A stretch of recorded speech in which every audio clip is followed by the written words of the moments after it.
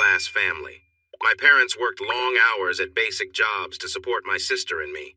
She was a year older, so I often felt the need to look out for her, even though she sometimes found it annoying.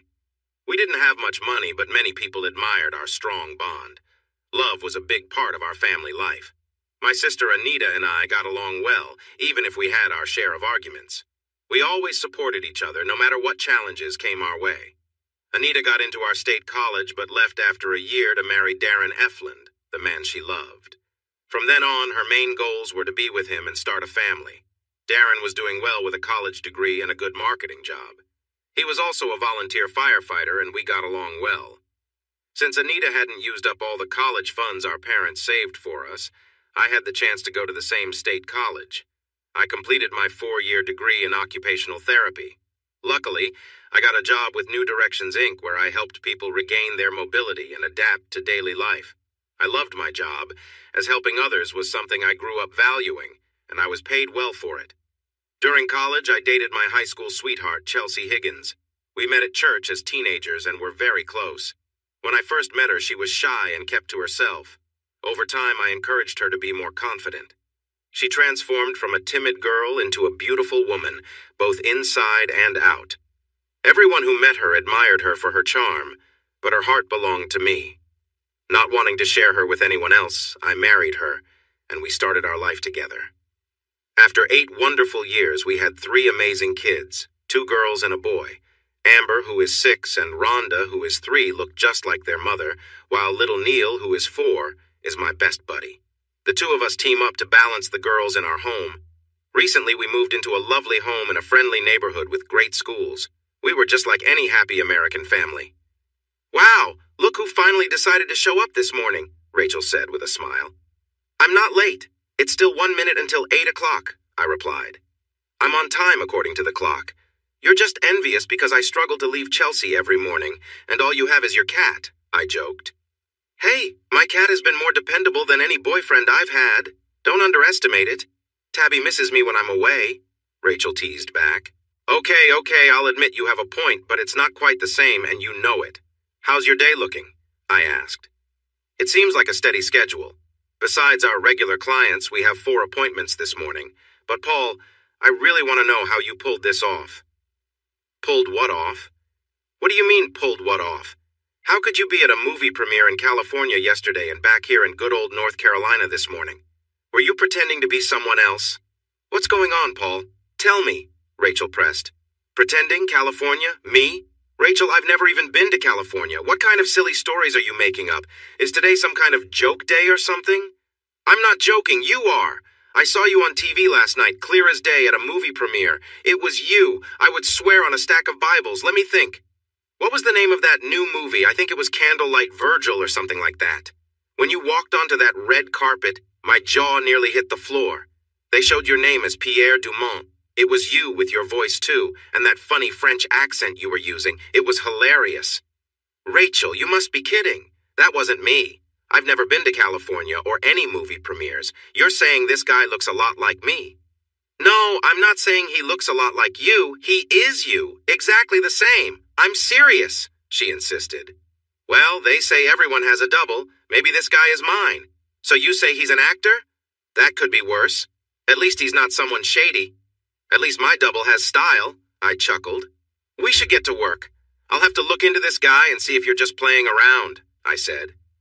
I had a busy morning ahead, and while I was sitting down for lunch, I decided to check out this movie and the actor for fun, just to see what Rachel was talking about. I have to say the resemblance was striking. He dressed differently from me, but it was like looking in a mirror. He had a slight mustache that I didn't have, but otherwise he looked just like me.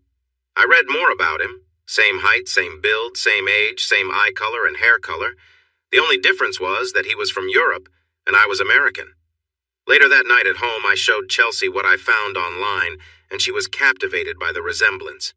"Paul, you have to reach out to this guy and see if there's any link between you two.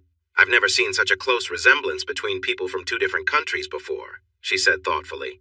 "I don't think it's anything special. Everyone has a look-alike somewhere. Now I know who mine is. I'm sure there's someone out there who'd love to meet you, but you know what?" "What?" "Tell me," she smiled, wrapping her arms around me and looking into my eyes. "Even if there is another person who looks just like you, she can't match your amazing personality. You're truly one of a kind," I said, giving her a light kiss. She replied, "Let's go to another room and discover just how special we both are." And we did. I didn't think any more about the resemblance I had with the French guy. It was just a funny story for a short time. Imagine my surprise when I got home after work 3 weeks later to find a very excited Chelsea.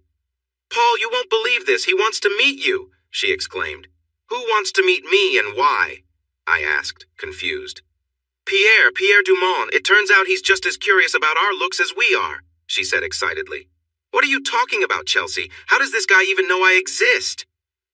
"It was me. I sent him your picture, the one of you in that nice suit at my cousin's wedding. I shared it with his assistant, and he's just as eager to meet you. He's coming Saturday at the Excelsior Hotel. Isn't that exciting?" Exciting? It was just a funny coincidence, and I've moved on from it. Why did you send my picture without asking me first? Because you would have said no. Besides, it's not every day you get to meet a real actor. Even if nothing comes of it, think of how interesting this could be. He's very popular in Europe for a hit TV show. What if he's a long-lost brother? Wouldn't that be something? No, it wouldn't be. And I wish you hadn't done this, I said firmly. But why, Paul? What's the harm? She asked.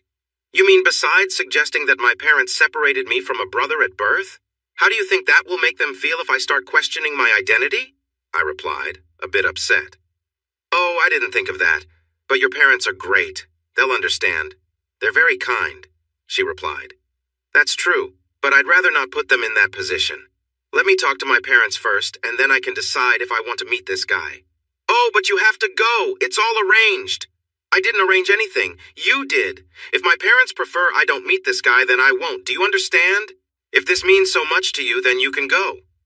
I will not disrespect my parents just because you want me to meet this guy, I said firmly. But if you don't go, you'll embarrass me. How can you do that to me? She replied. I haven't done anything to you. I came home from work today and found out you've been keeping things from me. If you're embarrassed, that's on you, Chelsea. I've done nothing to make you feel that way. She looked down, feeling sad. She knows how much I care for my parents and look up to them. Go ahead and talk to them, Paul. I understand. But show them his picture when you do. It might be interesting for them to see how much you look alike. They might also want to know about it and give you their support. The next evening I visited my parents and explained the strange situation. They were just as confused as I was, but then they surprised me with news I never knew. My mother began, Honey, you're grown now, and with all that's happening, it's time you learned something about your background.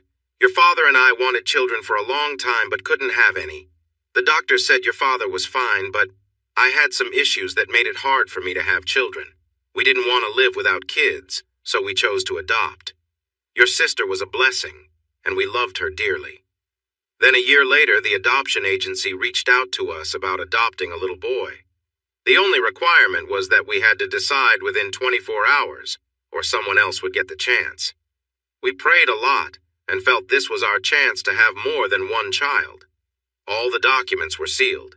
When we signed them and brought you home, we didn't know anything about your biological parents or your background. The only thing we had to agree on was to name you Paul. Your last name would be ours, of course. She continued, We wanted to tell you many times but worried you might feel unwanted by your biological parents or think it was something negative. We did everything we could to show you and Anita how much we love you. We would have told you right away if there had been any serious health issues with you or our beloved grandchildren, but you all seem healthy and happy. Why would we want to upset that? So we decided to share this with you if you ever wondered about your beginnings. You're our son, Paul, and that will never change. If this man, Pierre, is connected to you in some way, we understand why you might want to learn more. You have our support if you want to look into it. Who knows where it might lead? If I'd taken a moment to breathe, I might have exploded with happiness. I felt so much love and pride for this wonderful couple. I hugged them with tears in my eyes and thanked them for giving me a home filled with love, something I had been longing for. Chelsea was happy that I agreed to meet Pierre Dumont to see if there was a deeper connection between us. When we arrived at the Excelsior Hotel, we called the number Chelsea had. A strong man came down from the elevator and met us in the lobby. He used a metal detector on us, saying it was just a security measure for his client. At first he was surprised to see me, saying that if he didn't know Pierre was upstairs, he might have confused us.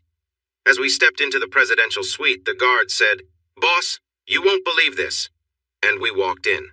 When Pierre and I saw each other, we were stunned into silence. We looked so much alike, same height and nearly the same weight. It was unbelievable. Pierre asked me to take off my left shoe and sock. I understood right away why. We both had the same webbed toes. We pressed our palms together, finding that every finger matched perfectly. We even frowned the same way and had identical dimples when we smiled. Chelsea gasped, "Oh my God, this is amazing, but how can this be?" Finally, I managed to speak. "Good evening, Mr. Dumont. I'm Paul Blaylock. I recently learned from my parents that I was adopted. How about you?" "The same," he replied. "I have some experts looking into my background right now. I think we both feel there's a strong connection, but I must ask if you'd be okay with giving a DNA sample to see if our suspicions are correct." "Absolutely." I was about to suggest the same. Seeing photos is one thing, but being in the same room and actually seeing us together is incredible. "I know, it really is," Pierre said excitedly. "By the way, this is Helena Moreno, my right hand, who helps me more than I can say. She's the one who reached out to your wife and arranged this meeting?" When I turned to greet Helena, I was taken aback. She looked like a model right out of a fashion magazine. I tried to gather myself, but it was clear she noticed my reaction. She seemed to be about 5 years younger than me, with an impressive presence. I composed myself and said, "A pleasure to meet you, Miss Moreno." She smiled warmly and nodded as I shook her hand. "And this is my dear bride, Chelsea." "It's wonderful to meet you, Chelsea," Pierre said in a strong French accent as he took her hand gently and kissed it several times. "My friend is a very lucky man," he added with a charming smile. "I'd like to invite you both to join me at Excelsior's restaurant.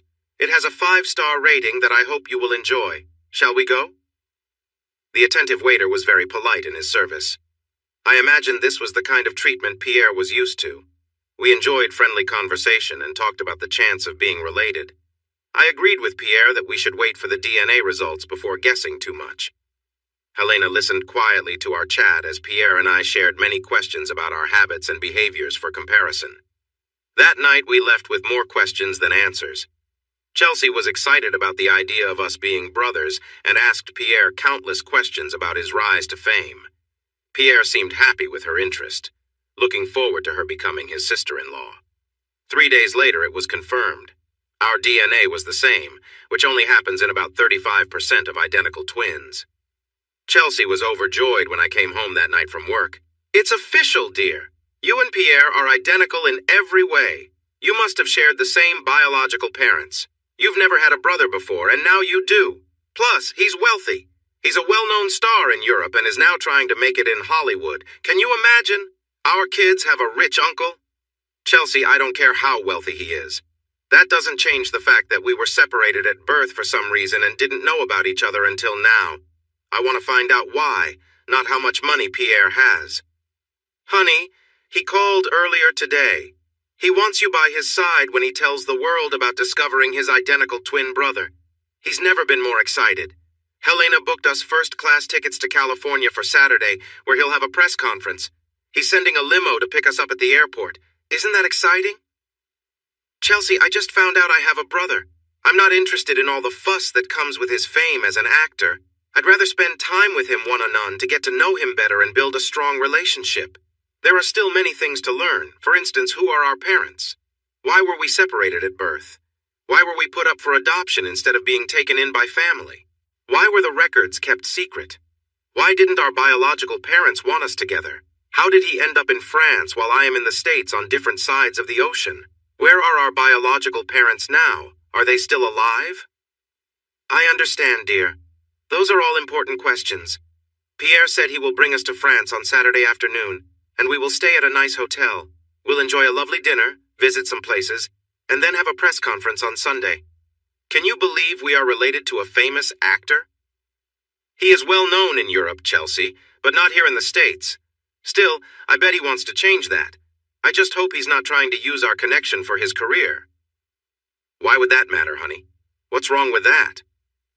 Do you really want reporters and fans chasing us at home trying to reach him? If people find out about us, they might want to interview us about our past. Honestly, I hadn't thought of that. Why are you being such a downer? Can't we just be happy about something exciting happening in our lives for once? She asked. I just want to protect my family, especially the kids. I've read stories about how celebrities can lose their privacy and face a lot of trouble. I hope that doesn't happen to us, but I want to be careful. You always think too much, Paul. Whatever you think is right, but can't I be a little excited about this? Is that such a bad thing? She pleaded. Of course not. I don't want to spoil your joy. I just want to stay practical until we get to know Pierre better. Maybe there will be a lot of attention now, but afterward we might not see him for a while. I hope you're wrong about that, she said thoughtfully. I checked online. They say he has over 400 million euros. I'm not sure how that compares to dollars, but it sounds like a lot, she said happily. Sometimes the euro is worth more than the dollar, and sometimes they're similar. But you're right. He's very wealthy. But that doesn't really matter to me. He's my brother, and that's what I care about, I said firmly. I've already made plans. The girls will stay with my parents this weekend, and your parents will take care of Neil. That way, it won't be too much for anyone, she said proudly. Good idea. We should make sure to bring back gifts for everyone, I agreed. I had never seen Chelsea so excited before. This was a whole new level of joy for her. The limo took us to the fancy hotel where Pierre was staying. When we finally met, we hugged tightly for a long time, both feeling the strong connection as twin brothers. It was a heartfelt moment, full of emotion at having just learned about each other's existence. This was a moment that changed everything for us. I want you to know, Paul, that my team has hit a lot of dead ends when it comes to our adoptions. The records are sealed and likely hidden away, he said with a chuckle. That just means we need to look harder. I heard about someone from friends who knows how to handle these kinds of situations. He isn't cheap, but I don't mind spending the money. If there are any answers, he can find them. Are you okay with him searching for our past? He'll start with my side, but he'll also look into yours. I just want you to be ready. I've already told you what my parents know, and it's not much. I've talked to them, and they don't mind me discovering whatever truths might come up. Nothing will change how much I love them, and they know that. Great, Paul. My family doesn't have any answers either. It's quite a mystery, Pierre said. Your room is right next door. Your bags are already there. Why don't you both freshen up and get ready for a night out? It's my treat. People will be surprised to see us together, he chuckled. I'm well known at the clubs. Helena met us at the club, looking amazing. She reminded me of a younger actress, and I was curious how she fit into such a snug red dress. The cheerful woman offered me her arm while Pierre took Chelsea to our table. He had Chelsea laughing and smiling all night. To make him feel like part of our family, Chelsea danced half the dances with him and half with me. She seemed really interested in him, as if she knew him well. I figured it was because of his friendly face. I shared a couple of dances with Helena to be polite. Of course, I noticed she was attractive, like many men would, but I'm happily married and made that clear. Most of Helena's attention was on Pierre, and she tried to talk with me only when my brother and wife were on the dance floor. She seemed a bit distant, almost like she looked down on me for some reason, and I didn't understand why. Maybe she felt that her beauty gave her a special status. I could see that Chelsea was enjoying this flashy lifestyle. I didn't want to spoil her fun, so I let her enjoy her night. This fancy scene didn't appeal to me, unlike my lively wife. I had never seen her so expressive before. As we stood outside our room before saying goodnight, I shook Helena's hand and thanked her for a wonderful evening. Pierre gave Chelsea a friendly kiss on both cheeks and then on the lips before he left. When we entered our room, Chelsea spoke up before I could. Don't say anything. I know what you're thinking. It's a French thing. They kiss everyone for all sorts of reasons, she said. You might be right, but it seems strange that he didn't kiss either Helena or me, I joked. She didn't respond. Chelsea's excitement carried into our time together. We both felt very happy and tired after a long night and slept deeply. We traveled in a limousine with Pierre, Helena, and his bodyguard Gerald to the press conference. At the event, Pierre made a big deal about our story, how we were long-lost brothers who had come together unexpectedly. I stood next to him on his left, while Chelsea stood on his right. Helena was right next to me, and Gerald was moving around a lot. I felt uncomfortable from the start. Dozens of cameras flashed, and I felt like everyone was watching me closely. Reporters started asking me many questions, some of which felt too personal. Pierre had not told me to be ready to speak. After I left a few questions unanswered, Pierre gently nudged me closer to the microphone so everyone could hear me. It was clear he had planned this moment to help himself gain attention. I stepped up to the mic, cleared my throat, and simply said, "I'm sorry. I can't make any statements right now. I'm sure Mr. Dumont can share more details." I quickly stepped back, almost bumping into Helena. It felt like they were trying to keep me in the spotlight, thinking I would enjoy the attention. They were mistaken. Chelsea looked frustrated with me. Pierre quickly took my hand, lifting both of our hands in the air to show we were united to the reporters. He then asked Chelsea to share how she helped bring us together. She seemed comfortable and played up to the crowd while the cameras kept clicking. As Pierre and Chelsea talked to the audience, Helena leaned in and asked me what was wrong. I replied, "My name is Paul Blaylock, not Pierre Dumont. We may look similar, but we are very different. This whole scene isn't for me." Helena looked surprised. "What? You don't want your moment in the spotlight?" she asked, looking puzzled. "That's his game," I replied. "Not mine."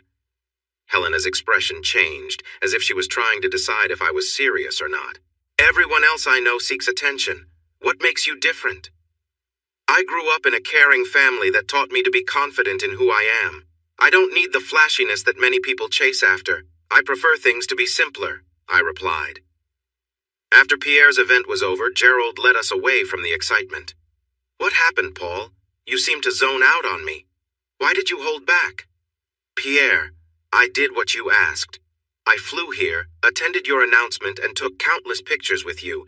You didn't tell me I'd need to give a speech, so I wasn't ready. That's your responsibility," I explained. "Looks like Chelsea took charge, too. She saved the day and kept things going while they finished asking questions. You've got quite the charming lady here, Paul." "You're lucky," Gerald said, and Chelsea smiled brightly. Pierre chimed in, "Oh my goodness, look at the time. We need to get you both back to the airport for your flight. If you miss it, the next one is a late-night flight, and you don't want that. Your luggage is in the trunk of the limo already. My driver will get you there on time. Oh, one more thing before you go. Tell him, Chelsea." Pierre nudged her. She looked excited. "That's right, I almost forgot. Paul, guess who is staying with us next week?" "Your mother?" I joked. "No, silly, Pierre. He says he's free right now and wants to get to know you better. I asked him to stay with us so the two of you can chat as much as you want. He can have the spare bedroom. Isn't that wonderful?" "But what about his security? Where will Gerald and Helena stay?" I asked. "Oh, they will be close by at the hotel," Pierre explained. "Besides, I have some other security plans that I think you'll like. Thanks for inviting him, Paul. See you both tomorrow night." Before getting into the limo, Chelsea received friendly kisses from Pierre. I got a warm hug and kisses on the cheek. Tears filled our eyes as we felt our special bond. We were still a bit shocked by everything that had happened. Chelsea chatted all the way home while I hardly spoke. I wasn't used to being so overwhelmed in my own home. I let her express her excitement. Once home, I took the kids upstairs for their baths. Chelsea was on the phone with her friends, happily sharing stories from the weekend. As the night settled down and we prepared for bed, she cuddled up to me, hinting that she wanted to be close again. "Sorry, honey. I'm tired from traveling. Tomorrow will be busy. Can we take a rain check?" I asked. "You've never turned me down before," she replied. "What's going on, Paul? You've never invited someone we just met to stay at our house for a week without talking to me first?" I was feeling upset. "Is that what's bothering you? He's your identical twin brother. I thought you'd be happy to have him here. He's a great guy. Just wait until you get to know him," she said. "You mean the way you know him already? From how excited you were about him all weekend, it seems like you'd let him take my place without a second thought." "Paul? Are you jealous of your own brother? That's one of the silliest things I've ever heard.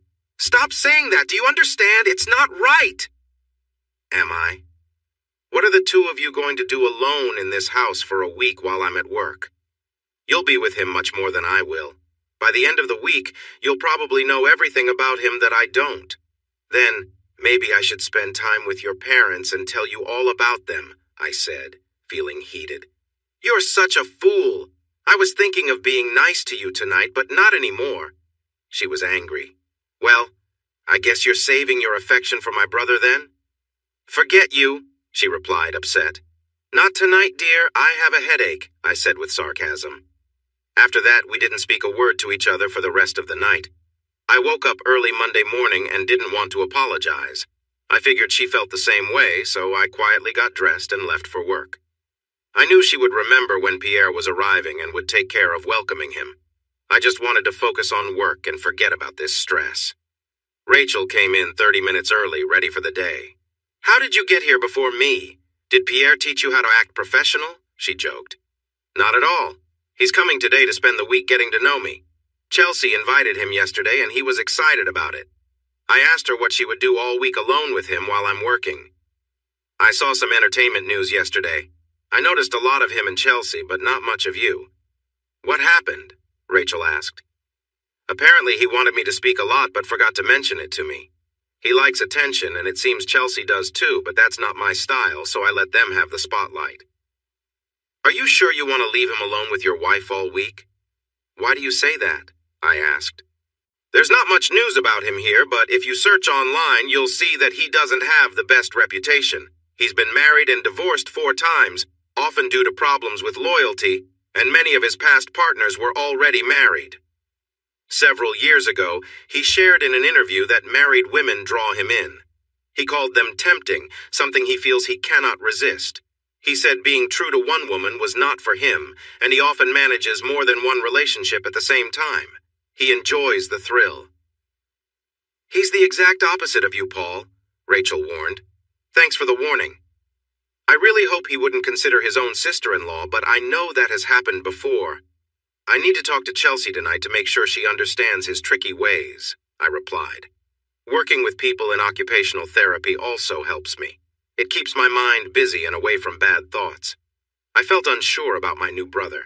I had a mix of feelings and wanted to know more about who we were and how we ended up in our different lives. I hoped his family could find some solid answers. I took my time getting home, arriving 30 minutes later than usual. I was surprised to see 3 security contractor trucks in my driveway and on the street. Something unexpected was happening. When I walked inside, I found Pierre in the living room explaining his plans to Roland, the foreman. Chelsea came over as soon as she spotted me. You're a bit late tonight, aren't you? She asked. Well, you know not every day is the same, Chelsea. I can't just leave a patient in the middle of an important moment. What's happening here? She smiled. It's a gift from Pierre for letting him stay here this week. I wanted him to talk to you first, but he insisted on going ahead. I understand. Did he ask you as my wife not to message me about what's going on in my own home? She looked down. I thought you would be happy. Pierre's team is installing a new security system throughout the house. This way, while he's here, we'll know right away if someone is lurking around. And when he's gone, I'll feel better knowing the kids are safe. Parents have to be careful these days, Paul. And what will this all cost us? I asked. I already told you it's a gift. We won't pay anything, she replied. Maybe not in money, Chelsea, but it's taking away my peace at home. I wouldn't have agreed to this without talking about it first. My name is on the deed, right? Shouldn't I have a say in any changes we want to make to our home? I'm let down by you, Chelsea. Pierre is tough enough to handle on his own. Now I have to argue with you too? I thought we were a team, I said, feeling frustrated. What part of the word gift do you not understand, Paul? She responded. When someone gives you a gift, it is polite to say thank you and accept it with a smile, even if you don't like it. He is trying hard to do something nice for his new brother. Why would you want to ruin that happiness for him? Why don't you just ask him if it's okay for me to take a shower in my own house? I wouldn't want to upset our guest. Did he bring special water for that? I replied sharply. Just go take your shower, she said firmly. Dinner will be ready when you come back down. I left her in the kitchen and Pierre with his project as I slowly walked upstairs to take a long shower to improve my mood. After some calming breaths, I came back down with a smile. I hugged my kids and then took my usual seat at the table. I thought Pierre could sit at the head of the table as our special guest. Is that all right, sweetie? Chelsea asked me in front of everyone. Sure, I said briefly. My brother is welcome at our table. I could sense Pierre and Chelsea smiling even though I didn't look up. I noticed something unfamiliar on the table. Chelsea smiled wide. Isn't it great? Pierre had real French food brought in so we could try something from his home country. Okay, but what is it? Pierre jumped in, excited. Let me explain, brother. Tonight we have three of my favorites, escargot, vichyssoise, and bouillabaisse. The escargot are snails served in their shells with butter and garlic. Vichyssoise is a cold, creamy soup made from potatoes, leeks, and onions. And bouillabaisse is a spicy stew made with different kinds of fish and shellfish. I see. And what are the kids having? My oldest daughter, Amber, chimed in. Daddy, we're having fish sticks. Mommy said we had to eat seafood like the grown-ups, but we don't like that stuff, she said, scrunching her nose at the French dishes. I glanced at Chelsea. She knew what I was thinking. No, there are no more fish sticks left. There were just enough for the kids. Why not try something new this time? It won't hurt to taste a different culture, she said with a hint of sarcasm. Pierre appeared amused, but stayed quiet. Excuse me, I'll be right back, I said. I walked over to the kitchen, made myself 2 peanut butter and jelly sandwiches, and returned to the table. Really, Paul? Peanut butter and jelly? You're not even going to try it? She said disapprovingly. The kids chimed in. We want peanut butter and jelly too. Can we, Daddy? We don't like fish sticks. I laughed out loud. I guess I must be a kid at heart. I cut my 2 sandwiches in half and gave each of my 3 kids a half to start with. Then I went back to the kitchen to make more. I noticed that Chelsea looked embarrassed and upset by my actions, but I was not trying to impress my brother like she was. Honestly, I didn't believe Chelsea really liked the fancy dishes as much as she claimed. I'd never seen her eat any of them before tonight. Just as the kids and I were wiping jelly off our fingers, the doorbell rang. Helena had come over to drop off some papers for Pierre to sign and left a manila envelope. The Excelsior limo took her back to her hotel for the night. Pierre looked at me and said, This is it, Paul. This is everything we have about our background, where you and I came from. Are you ready? I nodded and said, Go ahead, Pierre. Whatever is in that envelope is more than we know now. Paul, Helena told me my team found out all there was to know. If there are still questions after this, they might stay unanswered unless something changes. All right, here we go. He quickly looked through the papers before he started reading aloud. Our parents were very wealthy, according to this report. Their names have been completely removed from all records, so we may never know who they were. The records are brief and unclear. My investigator found the young secretary who typed up the papers for our legal adoption. She was young then, but now she is retired and remembered our story well from working with the lawyer. He continued, She said that our mother, whose only name she recalled was Pauline, had twins. Her wealthy husband, whose name she didn't know, accidentally found out their blood types didn't match. The doctors told him he could not be our biological father. Back then, they didn't have DNA tests. He realized his wife, Pauline, had been unfaithful. She refused to reveal the name of our biological father because she knew her wealthy husband would harm him. In response, her husband arranged for us to be separated and adopted in different countries. She was not allowed any information about us, not even where we were. The only comfort he gave her was allowing her to name us. You, Paul, were born at 7:45 p.m., and I, Pierre, was born 3 minutes later at 7:48. You're my big brother. Pierre broke down and cried on my shoulder. He was heartbroken. We were the result of betrayal. Our mother's first name is Pauline, and that's all we will ever know about her. We will never know who our biological father is. She never revealed his identity, even if it meant losing both of us. She must have cared deeply for him, whoever he was. Something about sharing even this part of our story brought Pierre and me closer, like real brothers. Pierre and I talked late into the night. He said he was sorry for putting in the security system without asking me first. He explained that it was a good system, that it would keep our family safe and help him spot any fans or media trying to get close. He mentioned that asking about the cost would be rude since family means everything. I am his only relative. He said they would finish the installation by tomorrow.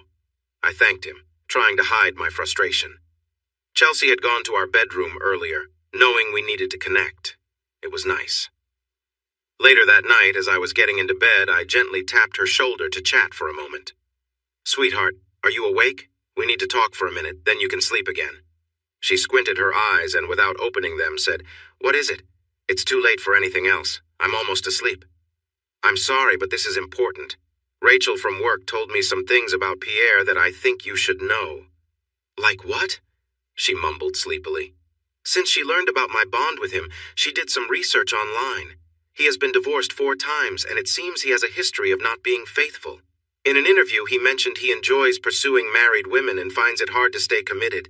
He likes to date many women at once for fun. He's a real ladies' man.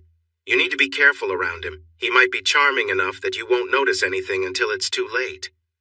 Is that why you woke me? He's your twin brother, and I'm his sister-in-law. Can't you set aside your worries? Just because he is rich doesn't mean you have to speak poorly of him. He has always been a true gentleman.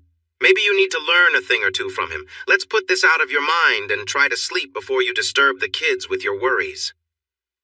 I felt frustrated that she brushed off my concerns and turned away.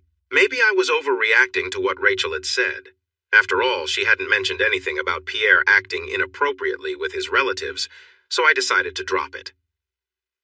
When I got home from work on Tuesday evening, Chelsea filled me in on the day. Pierre had gone grocery shopping with her, something he hadn't done in years. He thought it was funny that people mistook him for me and treated him like I was there. Being an actor, he put on his American accent and fooled everyone. She mentioned it was strange to see and hear him acting like me. He enjoyed the freedom that came with being mistaken for me. The kids loved having 2 identical daddies, one at work and one at home. My stomach began to rumble again. The security system turned out to be not completely finished. I was told it was almost done, but there was one part that was delayed and wouldn't arrive until next week. Roland, the project manager, promised to bring the part himself as soon as it came. Pierre was unhappy about the incomplete system, but he shrugged it off, saying, "That's life." To make up for it, he had Gerald pay for our babysitter and took us to the Excelsior Hotel for a nice dinner. At least there were other options to choose from besides snails. There was a dance club on the lower floor that was popular, but we had never been there before. Chelsea danced with me for the first 2 songs, and then she danced with my brother for the rest since he was our guest this week. Helena also joined us for dinner and sweetly asked me to dance, but I politely said no. While Pierre and Chelsea were on the dance floor, I chose to chat with Helena for a little while. "So, Miss Moreno," she interrupted me, saying, "Just call me Helena. Miss Moreno is my mother." She laughed. "Thank you, Helena. I didn't want to assume. I'm curious about your background. Moreno sounds Spanish, right?" "Right. Yes, I was born in Spain. My parents divorced when I was 7, and my mother moved us to France for her new job at the consulate. I've lived there ever since. I learned English in school, while Spanish and French are my native languages." "Your English is really good. I can hardly hear your accent except when you speak French with Pierre. I wish I could speak more than one language. Are you his personal assistant, secretary, or more?" "More," she answered. "What do you mean?" "It means I'm whatever he needs. If he needs an assistant or someone to run errands, that's me. I help with whatever he asks." "Are you saying there isn't anything you wouldn't do for him?" "Pretty much," she replied. "He pays me well. My life centers around him and his wants and needs all the time. But doesn't that make you—" "What? A personal companion? Call me that if you like. I don't care what people think. One day I plan to retire and enjoy a luxurious life." "I appreciate your honesty. I don't judge you, Helena. Actually, I find you really interesting." She smiled at my compliment. "I've never been called that before." "It's for special people," I joked. She gave me a funny look when I said that. Later that night, as we got ready for bed, Chelsea wouldn't take no for an answer. I couldn't help but wonder who she had in mind. I figured she must have been thinking of my brother, so I let it slide. The next day, Wednesday evening, Chelsea seemed to be acting a little different.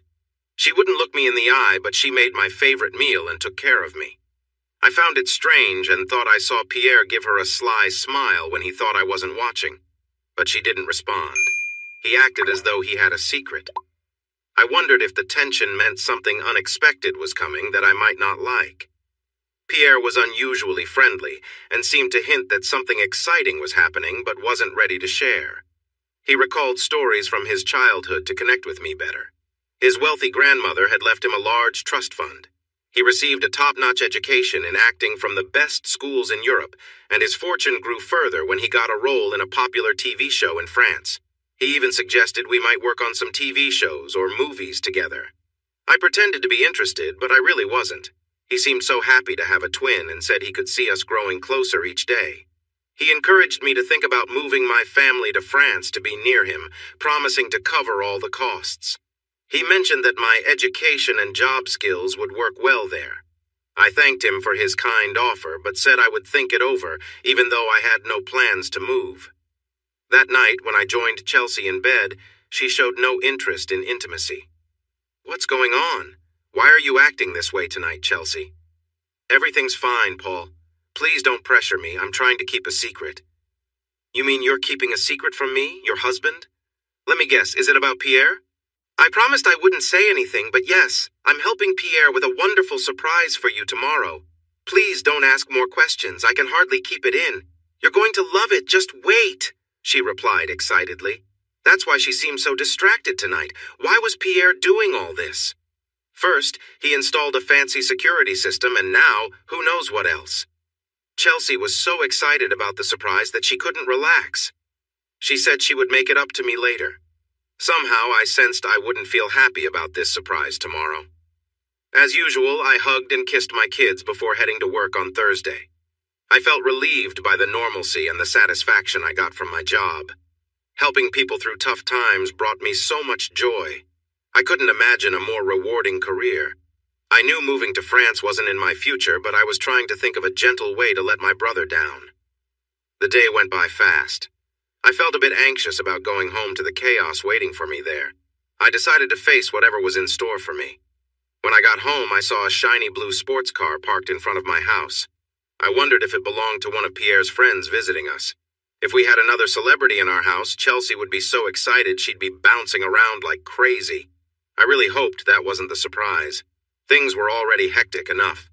I parked my car in the garage, and the kids ran to greet me as soon as I walked in. Their hugs and kisses brought me back to reality. They are the joy of my life. I steeled myself to find out what my surprise was. When I walked into the den, I was stunned. Chelsea was wearing a beautiful black dress that fit her perfectly. "What do you think, honey?" she asked cheerfully. "That dress looks fancy. Where did it come from?" I asked, genuinely curious. "It's from Paris," Pierre chimed in. "It's made of the finest silk. I had it custom-made just for her. Doesn't she look amazing? You have a beautiful wife," he said again, dressed sharply in a stylish tuxedo. "What's going on? And whose car is that outside? Are we having a guest?" I asked. "Oh no, it's just the three of us. The sitter will be here soon. Pierre wants to take us out tonight to celebrate. That's why we're all dressed up," Chelsea explained. "Yes," Pierre added. "I ordered you a new tuxedo to match mine, based on the measurements your lovely wife provided. It's on your bed." "Yes, it's waiting for you. Why not change into it so we can go celebrate?" Chelsea encouraged. I managed a small smile. "What exactly are we celebrating?" "Great news," she beamed. "But Pierre will tell you after you get dressed." 10 minutes later, I came down wearing one of my usual suits. "What happened? Why aren't you in your new tuxedo?" she asked. "The pants were a bit tight," I said, not wanting to worry her. "I couldn't quite manage them, but this suit will work." "How ridiculous! I won't stand for this," Pierre said, clearly frustrated. "I can't tolerate mistakes." "The tuxedo is fine, Pierre. There's nothing wrong with the suit. The issue is with me. I've gained a little weight recently, and it was a bit snug. Once I lose a few pounds, I'm sure it will fit perfectly. Thank you for the lovely clothes for me and my wife." "Clothes? Oh yes, the clothing, but that's nothing, my brother. I have a lot to make up for with you. Since you and Chelsea have been such wonderful hosts to me this week, I have 3 things I want to share with you before we go out to celebrate." The sports car parked on the street is a brand new French-made Venturi Fetish. It took some effort to get it delivered here so quickly. It's called the Fetish because of the thrilling feeling it gives when you drive it. It's similar to your Tesla, but is much more expensive and has a smoother look. Did you know that the French were the first to make an all-electric vehicle? It's yours, my twin. The title is already in your name, and you will surely attract attention every time you take it for a drive. Pierre just smiled at me. So, this was the surprise Chelsea and he had kept from me. I wondered how much such a special car might cost, but I didn't want to ask. It had to be hundreds of thousands of dollars. "I don't know how to respond, Pierre. I feel it's too much. I can't accept such an expensive gift," I said. It is nothing, Paul. It's already yours. It's the least I can do for someone I have come to care for so much in such a short time. You are what I didn't know I needed. Now that you're in my life, I want us to be close always. However, I have one more thing to show you. Pierre handed me a manila envelope. What is this? I asked. Open it and see, dear, Chelsea said excitedly. I pulled out a set of papers and I recognized my signature on every page. I remembered signing these mortgage papers when I bought the house about 6 weeks ago. I had only made the first payment since then. On top was the deed of trust, stamped and signed, showing it was paid off. While I wasn't sure about the car's cost, I definitely knew the amount of my $950,000 home loan. It was a 30-year mortgage. I suddenly felt dizzy as the reality of what I was looking at hit me. But what? How? I stuttered before Pierre interrupted. I wanted to do something special for my twin brother to show how much having you in my life means to me. I could buy you 50 such houses and still feel in your debt, Paul. The love and friendship you have already given me are priceless. Don't even think about saying no. These gifts bring me great happiness. This is the start of a new life for both of us, and I can't wait to see our bond grow. Isn't he wonderful? Isn't this amazing, Paul? Chelsea said, her eyes shining with happiness. I was so surprised when he first brought it up. I could hardly believe it. I promised Pierre not to say anything until everything was ready. I'm still shaking with excitement over how generous he has been. When I looked at my twin, we both had tears in our eyes. They were tears of joy and gratitude. This is so unexpected, Pierre. I'm almost speechless. I feel it's too much, but I won't take away the happiness showing on your face. I felt similar joy with many of my patients, and I'm incredibly thankful, Pierre. You show kindness to Chelsea and me, and we can't thank you enough. Pierre said, Oh, come now. We must hurry so we don't miss our reservations. I have something small to discuss with you, but it can wait until dinner. We can talk then. Chelsea and I both hugged him tightly before we went out to his waiting limo. Helena and Gerald were in the limo waiting for us. Before I sat down, I took a quick look around the Venturi fetish car and whistled in amazement. Pierre smiled with delight and said, It's a beauty, isn't it? I nodded happily. Once in the limo, Helena, Pierre, and Gerald started chatting quickly in French. It sounded fast to me. I didn't understand anything they were saying, but I knew they were catching up on business, which didn't bother me. I was still floating on a wave of happiness after the surprises I had just received. After experiencing such incredible generosity, I felt a bit guilty about being upset over the tuxedo. It fit just right, but I didn't like being given something without my say. But the gifts of the car and house were beyond anything I could have imagined. I felt very small in that moment. While they talked in French during the ride, laughing and glancing at me now and then, I quietly checked the value of the Venturi fetish sports car on my phone. There weren't many available in America, but the ones I found were priced around $425,000. I suddenly realized my twin brother had generously given me around $1,375,000, treating it like it was nothing. It was a truly humbling moment for me. We arrived at a fancy restaurant where the chef created amazing dishes. Not knowing what anything meant on the menu, I asked the waiter to tell me more about 3 different dishes I was considering. When he mentioned steak, I immediately decided to go with that choice. Pierre ordered for Chelsea, and she seemed pleased for him to do so. While we waited for our food, Pierre shared his idea. Paul, I can't tell you how much it has meant to me this past week for you and your wonderful wife to welcome me into your home and your lives. I have to return to France on Saturday morning for work. I realized I should invite both of you to join me next week as my guests. It would be even more amazing if you could stay for 2 weeks instead of just 1. We still have a lot to learn about each other, and having more time would help us do that. I will be busy with work during the days, like you have been this past week, but my evenings will be free. I would love to show you the best of France. I hope you might come to love it as I do and consider moving there to be closer to me. Now that I have you in my life, I would be so happy to have my brother nearby every day. Could you ask your job tomorrow if you can take all of next week off to visit me? It would mean a lot to me. Of course, I will take care of everything. Please, Paul. You have plenty of vacation time saved.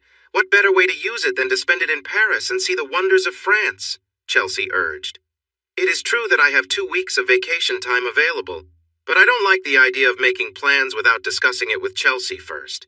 It seems she is already excited about the trip. After being so amazed by Pierre's generosity, I would feel terrible saying no to his offer. Plus, I genuinely want to know my brother better. He seems like a remarkable person, even more than I had thought before. I can almost guarantee it, Pierre, and we would love to accept your offer. I have enough seniority at work, so I don't see why they wouldn't grant my vacation request, even on short notice. I will talk to my supervisor first thing in the morning. Chelsea and I both look forward to spending more time with you. The kids would really enjoy visiting a different country. It would be a fantastic family vacation, I said excitedly. Ah, yes, the little ones. There could be an issue with them joining us on such short notice, Pierre mentioned. What do you mean? My brother, when I asked Chelsea, she mentioned that while you both have your passports ready, your children do not. Even with my resources, I can't speed up the process of getting your kids' passports from your government. It simply can't be done. With your permission, I will ask Helena, my assistant, to stay here and take care of your children while the three of us enjoy time together in my home country. If you are not comfortable with Helena, you can choose any other arrangements for your children and I will cover the costs. Passports. I forgot about that. We talked about applying for them one day, but we didn't think it was urgent. As much as I would miss Amber, Neil, and Rhonda, this is still a wonderful chance for Chelsea and me. If Chelsea is okay with it, I have no problem with Helena looking after them, I said. Chelsea nodded in agreement. Helena added, I will care for them carefully. They are very well behaved, and I would be happy to look after them for as long as you need. She looked sincere. Pierre jumped in. It's settled then. I'll have Helena arrange our flight in the morning once we hear good news from you, Paul. I can't remember being this excited before. Thank you, brother, Pierre said. Chelsea was smiling widely. She seemed just as excited as I was. Greg Dixon is the managing partner at New Directions, Inc., and he is also one of my friends. When I asked him for time off, he happily allowed it and wished me well. He mentioned that he read about our situation in the news and was excited for me. I quickly called Chelsea with the great news. Helena was already with them, ready to help book the flight and make other plans. Chelsea promised to have us both packed and ready to go in the morning. I worked hard to ensure my patients would be well cared for while I was away. Imagine my surprise when Greg called me into his office at 4:45 that afternoon, just 15 minutes before I was set to leave. Paul, I'm really sorry, but I have to talk to you. Carl Reed and Francine Walsh have both taken family medical leave. As you know, the Family Medical Leave Act requires us to accept these requests. They will both be off work Monday. This means we will be very short-staffed. I truly regret it, Paul, but I have to cancel your time off for Monday. I can't manage without you three key employees. They promised to be back on Tuesday so you can take off after Monday. To make up for it, I will approve your vacation for the full 10 workdays starting Tuesday. I hope that works for you. But they've already bought the tickets and made all the plans. We are ready to fly to France in the morning. What should I tell them, Greg? Just say that it's an unexpected situation that we can't change. I'm just as surprised as you are. I didn't know they had gotten approval for their leave, but it's all legitimate. I don't know what else to say, Paul. And what if I don't show up on Monday? What then? Please don't joke about that, Paul. You are the best therapist we have. I'd really hate to lose you over this. Try to figure something out, but I expect to see you on Monday.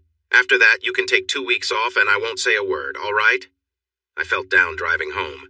I hoped that my and Chelsea's flight could be changed to Tuesday without too much hassle. The one good thing about this situation was that I could stay for 2 full weeks. That's awful news, honey, Chelsea said sadly. How can they do that to you after all this time? You're the best they have. Pierre, Helena, and Chelsea listened closely as I explained what was happening. I was thinking on the way home, could Chelsea and I change our flights to Tuesday instead of tomorrow? I can enjoy the whole 2 weeks after Monday and you and Gerald can leave tomorrow to handle your business. We'll just catch up with you on Tuesday. Does that work? Chelsea looked down as if I had taken away her favorite toy. This was such an exciting trip for her and I was making things tricky. But sweetie, I've already packed for tomorrow, she pleaded. Could I fly to France with Pierre tomorrow? Helena will be here with you all weekend to help with the kids so you won't be alone. Then you can fly out on Tuesday and join us for this big adventure. Pierre nodded in agreement but stayed quiet. I didn't want to upset Chelsea, and I knew Pierre would go along with whatever I decided. Helena smiled at me thoughtfully as Chelsea spoke. I pretended to think for a moment before saying, "Sure, why not? It could give me a couple of days to try out my new car. I'm looking forward to taking it for a drive," I laughed. Chelsea added, "Absolutely, honey. You do that. Isn't all of this exciting? Since our things are already mixed together, how about I take everything tomorrow? That way you can fly out on Tuesday without worrying about a thing, and we'll pick you up at the airport, right, Pierre?" "Of course," Pierre agreed. "I'm sad you can't leave with us in the morning, Paul, but excited you'll have 2 full weeks with me at my place. Enjoy your new car this weekend. It's a mixed blessing, isn't it?" Early Saturday morning, my 3 kids, Helena and I, waved goodbye to Chelsea, Pierre, and Gerald at the airport. The kids were disappointed that we couldn't go to France this time, but I promised I would get them all passports for our next trip. That seemed to make them feel better. I told Helena not to worry about watching the children until Monday morning. Since I would be home, I could take care of them while Chelsea was away for the weekend. Helena looked a bit sad about not being needed and tried to convince me otherwise. She was quite determined, but I kindly refused her help, and she finally nodded and left for her hotel. I wondered if she was missing out on work because I didn't let her help until Monday. Maybe Pierre had asked her to be available for this reason. I was used to taking care of the kids alone, so we quickly settled into our routine. Before leaving, Chelsea made Amber promise to help with her little brother and sister, and Amber took charge right away, organizing them with ease. I felt a bit uneasy about sending Helena away, especially since I realized I couldn't play with my new sports car. It wasn't a family car, so I pushed my regular driver, a green Chevy Tahoe, out of the garage and parked the blue sports car inside to keep it safe from the weather and onlookers. Then I went back to the living room where my 3 little ones were engrossed in their favorite animated movie. On Saturday afternoon, after I had given the kids their lunch, the doorbell rang. I opened the door to find a man standing there. "Hello, sir. Are you Mr. Dumont or Mr. Blaylock? To be honest, I can't tell the difference." "Paul Blaylock," I replied.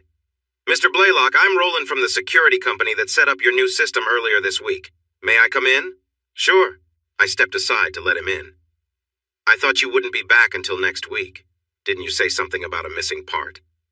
"Yes, that's right. The key part came in quicker than we expected, so here I am. You know, we always try to under-promise and over-deliver to keep our clients happy. If I could use your office computer for a few minutes, I'll have everything ready for you in no time." I led him to my home office, where he got right to work. "All I need to do is put this security key in one of your USB ports. Your system has been running smoothly since we installed it. This key will help you access your video logs and secure cloud servers from here. Only you can see your files and no one else can access them. It's an extra safety measure for you and us. We take your data security very seriously. By the way, we've put cameras in every room except the bathrooms. The Ring doorbell camera is also part of the system. Both motion and voice activation are included. When there is no movement or sound, the event gets saved with the date and time for your reference. Remember, you can't erase any records directly from the cloud, but you can view them. If you need to delete a record, we have a process that involves forms and paperwork that need to be notarized." Roland said, "Okay, you are all set. May I show you how to access your past recordings?" I nodded.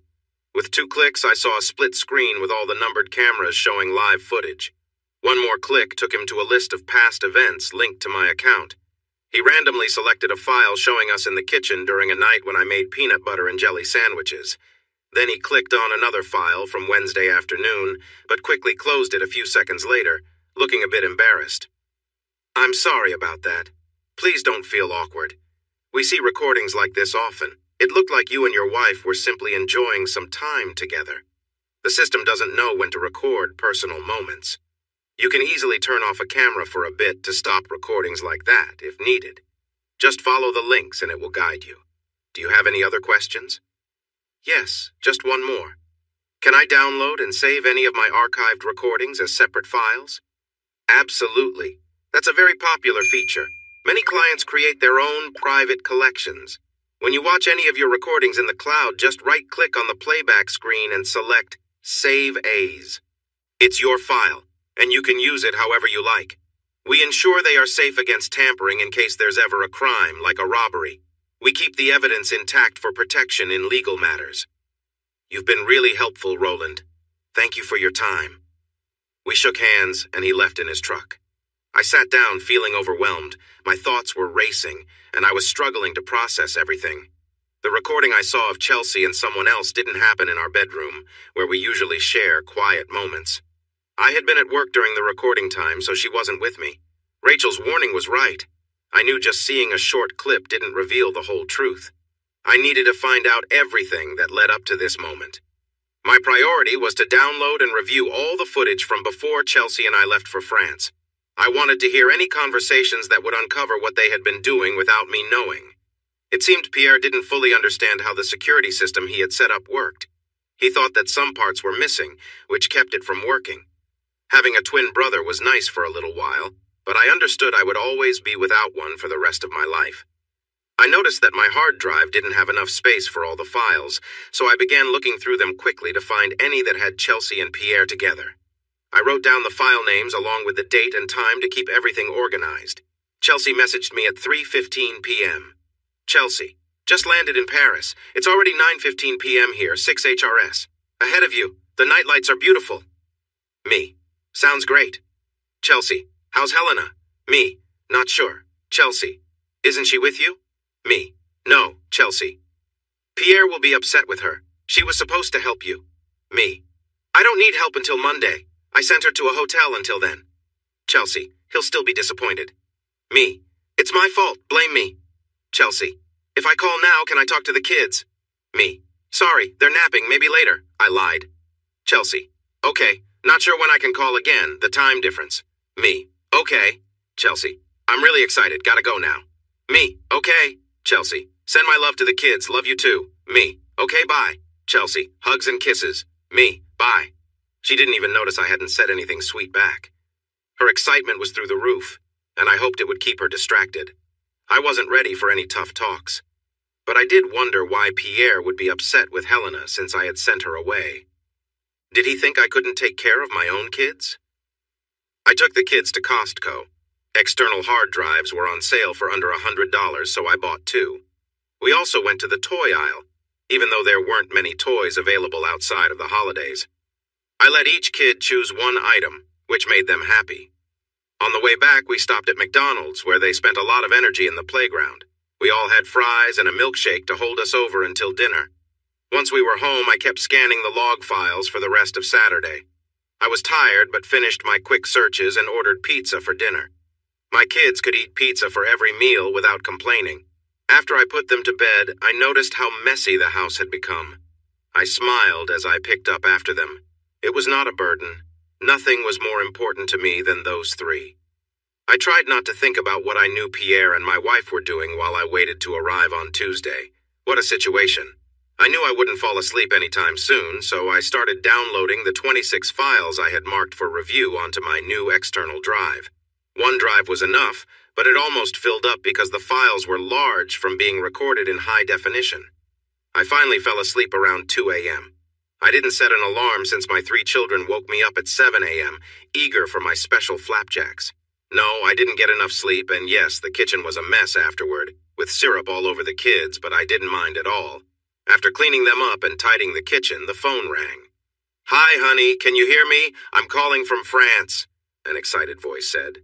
"Oh, hello, Chelsea. Wait a moment, the kids just finished breakfast." I handed the phone to Amber, who chatted with Chelsea for several minutes. One thing caught my ear when Amber said, "No, she didn't spend the night. She's not here. Daddy's watching us." Why would Chelsea ask if someone else had stayed over? I whispered to Amber to pass the phone to Neil and Rhonda after her. When Rhonda, who is 3, said, "Okay, Mommy, here's Daddy," I took the phone and turned it off so it wouldn't ring again. Chelsea would think Rhonda had accidentally turned it off and would not worry about not being able to talk to me. I waited about 15 minutes before turning the phone back on. It rang almost immediately, but surprisingly, it wasn't Chelsea. "Hi, Paul. How are things going with your newfound twin?" I couldn't help it. I broke down and cried on the phone with my sister. We might not be related by blood, but our love and bond were stronger than anything I felt with Pierre. "Anita, thank you for calling. I'm about to lose it trying to figure out everything. What do you mean, Paul? Is Chelsea's plane okay? Did it make it to France? Yes, it did, but that's not the problem. Chelsea is being unfaithful with Pierre, and it's tearing me apart. I can't believe it. Are you sure? I'm certain. I need to look through several video recordings to understand what has been happening without my knowledge. But my kids have to come first, with Chelsea in France and me here with them. Anita interrupted. I'm so sorry. This is awful. Just tell me what you need. Darren and I plan to take our kids to the water park today, and I was calling to see if you wanted to join us. We can come by in about 30 minutes and take them off your hands for the day. I couldn't ask you to do that, Anita. 5 kids at once? Are you serious? No worries, little brother, she laughed. Mom and Dad will be there to help out. They love having all 5 grandkids together. We'll have them back by 8 tonight, well-fed and completely worn out. How does that sound? Sounds perfect, sis. The kids can have a fun day, and I'll get a chance to go through these recordings and put everything together. I need solid proof before confronting him. Pierre is wealthy, so I need to be cautious. Anita and I hugged tightly as she left the house with my 3 kids. My first task was to turn off the camera in the office, where I'd be spending a lot of time. With the house empty, I didn't need to worry about playing recordings out loud, so I turned the volume up to catch every word. I skipped over parts that weren't relevant, looking for anything that could help me understand what was happening. What I discovered was surprising. I never realized my wife might be influenced by wealth and attention. Pierre praised and complimented her every chance he got, and she enjoyed it. She laughed at his jokes, blushed at his comments, and welcomed his gifts, which included jewelry and clothes I hadn't seen before. Eventually, their friendly kisses became more, and she gave in to his advances. To my surprise, I didn't feel as angry as I expected. Watching them interact felt like watching myself, except with his voice. On Tuesday, I saw them sharing close moments, and I noticed that evening my wife seemed particularly affectionate with me, though it was clear her mind was elsewhere. By Wednesday, it was evident her feelings were weighing on her, as she avoided looking me in the eyes. She had the kids entertained with a movie while she spent time with him. Thursday and Friday followed similar patterns, with him visiting while I was at work. The way they connected was strange to watch, as it mirrored many things she and I had once shared. I knew I could never be close to Chelsea again. Even though I disliked the idea of how this would affect the kids, I couldn't stay married to her. A divorce was coming.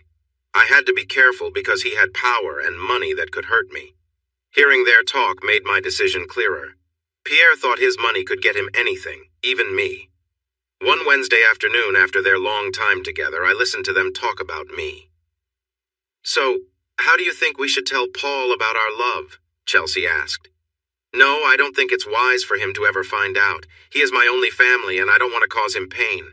Can you handle being married to him while being with me as much as we can? Pierre replied. I could, but my heart is with you now. You have captured me completely. I still care for him, and I always will. But you make me feel alive in ways he never could. He may look like you, but he's not as great as you are. Thank you for saying that. But I feel guilty about taking your love from my brother. I need to make it up to him. What do you mean? Chelsea asked, curious. Every man loves nice cars. I will get him the best sports car I can find quickly, and this house you just bought it, right? Pierre said. Yes, a little over a month ago. We still have boxes to unpack. Perfect. I'll pay off your mortgage and give him the car tomorrow. It will keep him distracted and help me win his favor. Wow, you would do that? Chelsea seemed impressed. For him, my gifts to you are different, he said with a laugh. It was clear he felt guilty yet kept secretly planning with Chelsea. To him, she might be worth a lot, but to me, she felt worthless. I also caught another conversation through the doorbell camera. They were sitting together on the porch, holding hands. I'm sorry, but I need to go back to France this weekend for work. Do you think you could convince Paul to take you with him to visit me for a week or two? It could help us grow closer, Pierre said. To France? With you? That sounds amazing. I've always wanted to visit Paris, Chelsea replied excitedly. I'm sure that between us we could convince him to go. He has vacation time left. We were saving it for a family trip, but he could use it for this. That sounds great. I have another idea. What if I could set it up so we could have the first 3 days alone together? He would join us later and spend time with me. I'm not sure how you could make that work, Pierre, but I would love it if you could. You are such an interesting person. Yes, I'm completely on board with that. Leave the details to me. I think I can make it so he will have to work while we enjoy ourselves first. So Pierre arranged for me to work on Monday? He must have set it up so that Carl Reed and Francine Walsh could take time off, which meant Greg had to ask me to work Monday and push my flight to Tuesday morning. All so he could have more time with Chelsea. I guess he wants to make the most of it. Well, he can have her as far as I'm concerned. But how could he have planned all this? He was at my house spending time with my wife on Thursday and Friday. He had to have someone else make the arrangements for him. And who does he usually rely on? Helena Moreno. She's the one who does everything for him. This puzzle was starting to make sense. Even as Pierre expressed his love for me as his new brother, his habit of pursuing married women overruled his family loyalty. He seems to think I could be satisfied with his kindness if I ever found out about his betrayal. He will soon realize how mistaken he is about me. It was 2:30 in the afternoon when my doorbell rang. Since I was still at my computer, I checked the doorbell camera and saw Helena there. She was dressed nicely, as if to impress. Right now, she could be anyone famous, and she wouldn't catch my interest. Instead of letting her in, I stepped out to meet her on the porch. Hi, Helena. I thought you knew I'm watching the kids until Monday. I'm sorry if that wasn't clear. Hello, Paul, she said, taking my hand with a big smile. It's so nice to see you again. Can I come in? The kids aren't even here right now, so you came all this way for nothing. Oh, I wouldn't say that. I have something I'd like to show you. Will you please let me in? Why not just show me here on the porch, Helena? Oh, I couldn't do that, she replied. It wouldn't be appropriate. Well, I don't think it would be proper for me to be alone in my house with you dressed like that, so if that's all, you can go. What? I don't understand. I thought we had a connection, Paul. Please let me inside and I'll explain what I mean. So this is the moment you said you would do anything for Pierre. Is that right, Helena? I don't know what you're talking about, Paul. Oh, really? Let me help you out. Pierre's security guy came by yesterday and set up my security system, so it's ready now. Roland passed that along to Pierre. How am I doing so far? She gave me a blank look. Pierre knows I sent you away until Monday, and he's not happy with you. Why? I think he wants you to charm me and to have proof of it. And here you are, dressed to impress. Does that sum it up, Miss Moreno? A tear slipped down her cheek as she tried to stay calm. She grabbed my hand and said, Please walk with me, Paul.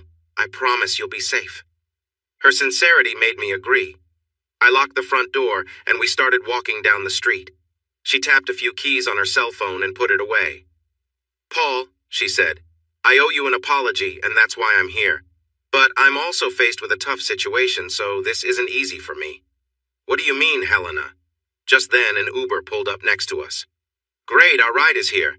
Let's go somewhere we can talk, she suggested. She asked to go to the local mall. We found a spot in the big food court. We each ordered something sweet, and as we ate, she started to speak. You were right, Paul. You surprised me today.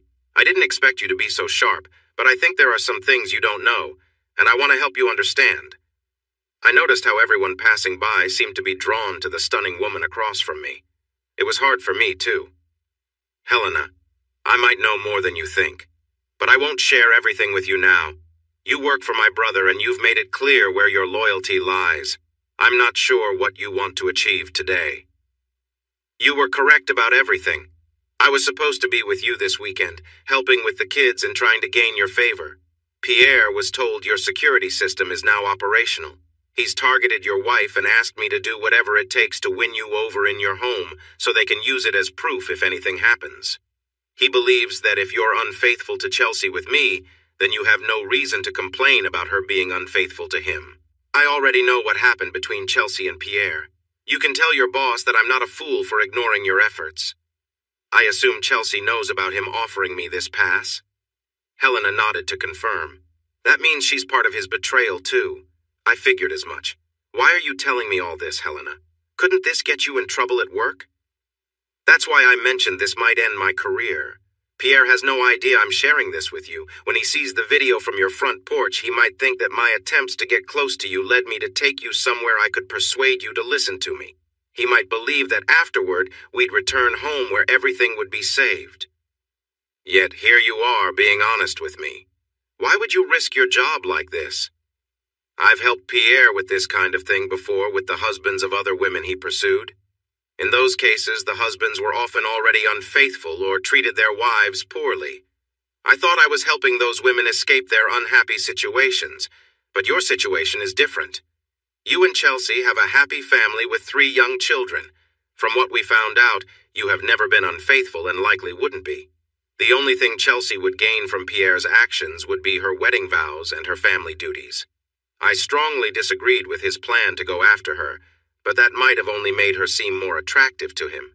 He might think that if he can win your wife, it would boost his ego. From where I stand, Helena, he used his money, status, and charm to distract her. It also doesn't help that he looks just like me. What he did is awful. He's ruining my family just because he can. Does he really think I would accept this? He hoped you'd never find out. To ease his guilt, which I've never seen him do before, he gave you the car and helped with the mortgage.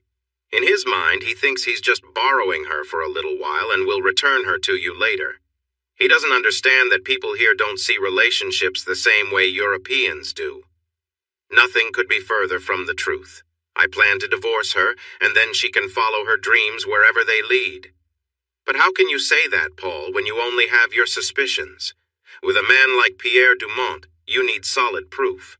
It seemed Pierre didn't realize that my security system had been working from the very first day. The lack of a key didn't stop it from gathering information. I have clear, high-definition video of almost everything he said and did with Chelsea.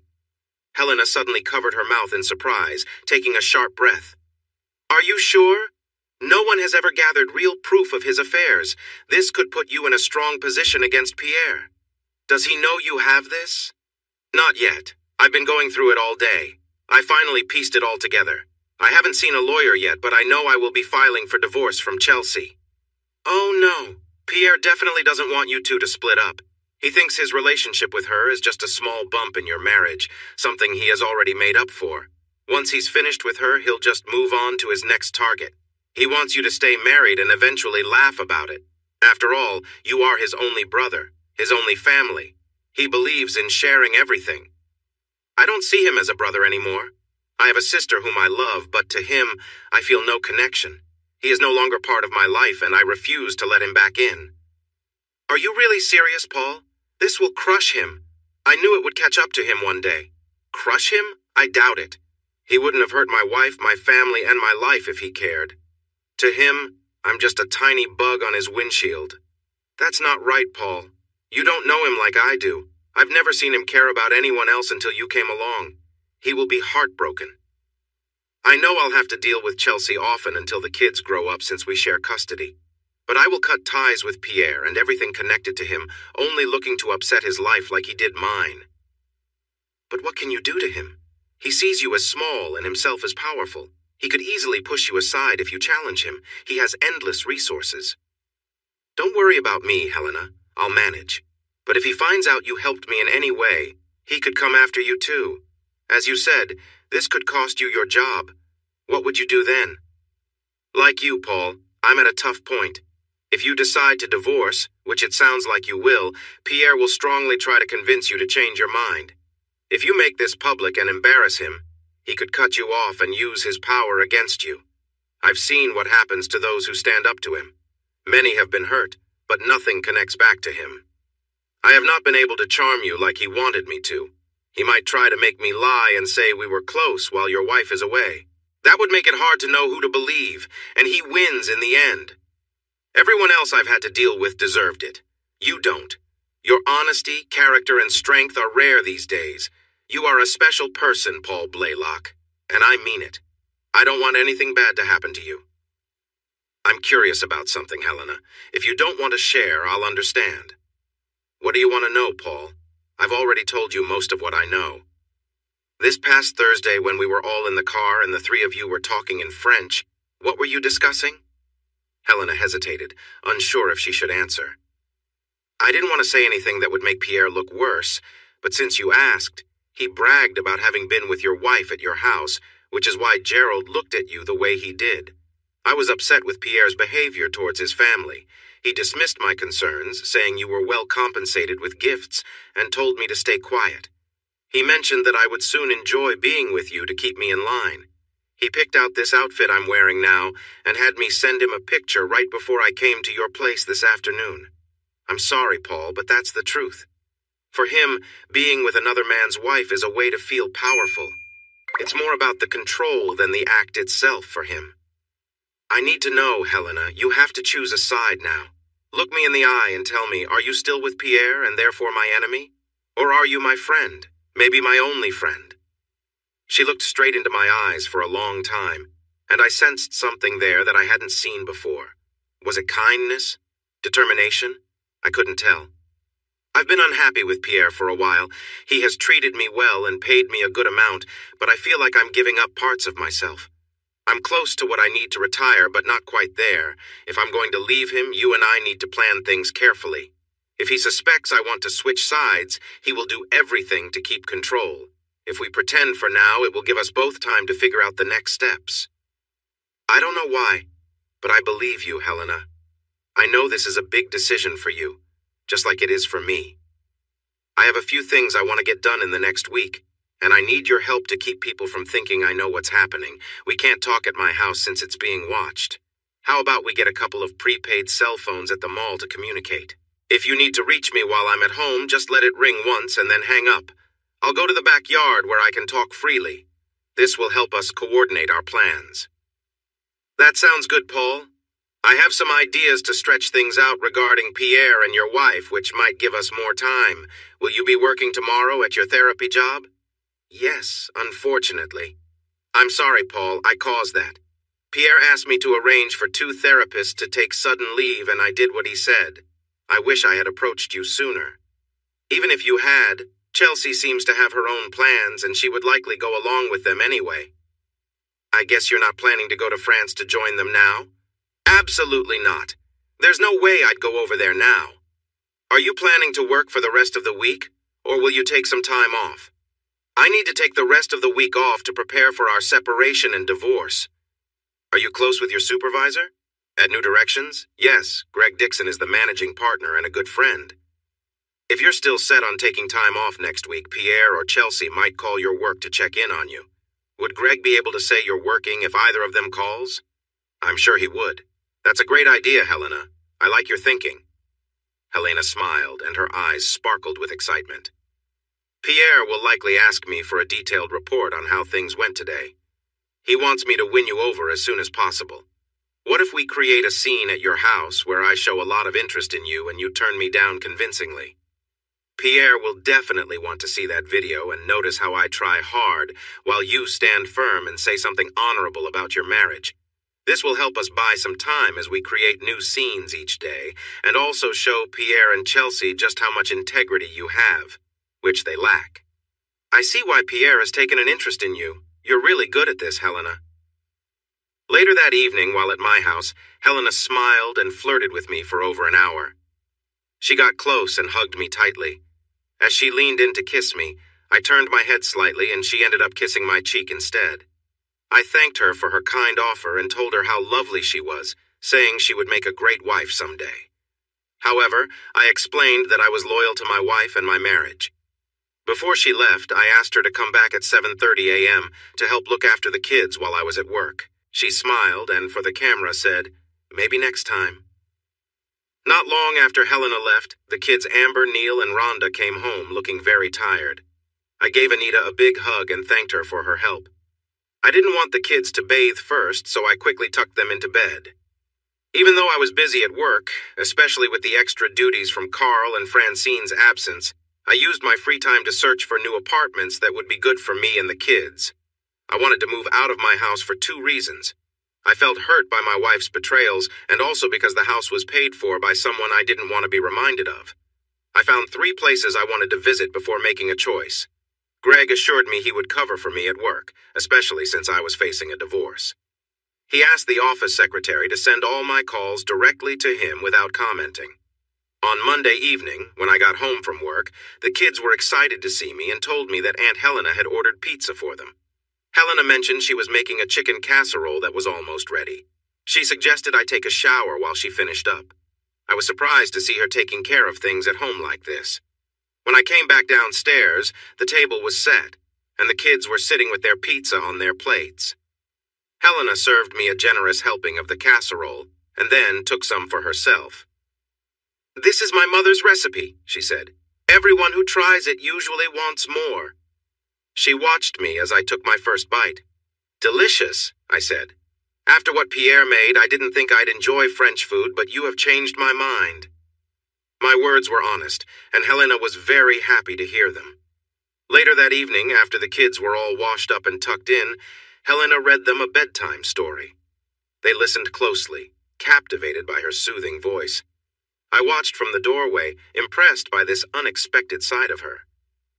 We spent some time watching TV together downstairs, and Helena sat beside me, playfully chatting and making light jokes. I felt quite flattered, but decided to keep things friendly and gently sent her on her way. Late that night, I spent time alone, thinking back to the recent events with Helena, and wondering if she was doing the same. On Tuesday morning, I pretended to head to work, drove off, and then waited nearby. After feeding the kids and getting them ready, Helena loaded them into Chelsea's car, locked up, and left the house. She met me a block away, and we went together to a childcare facility nearby, where she dropped them off for the day. We then spent the morning looking at apartment options.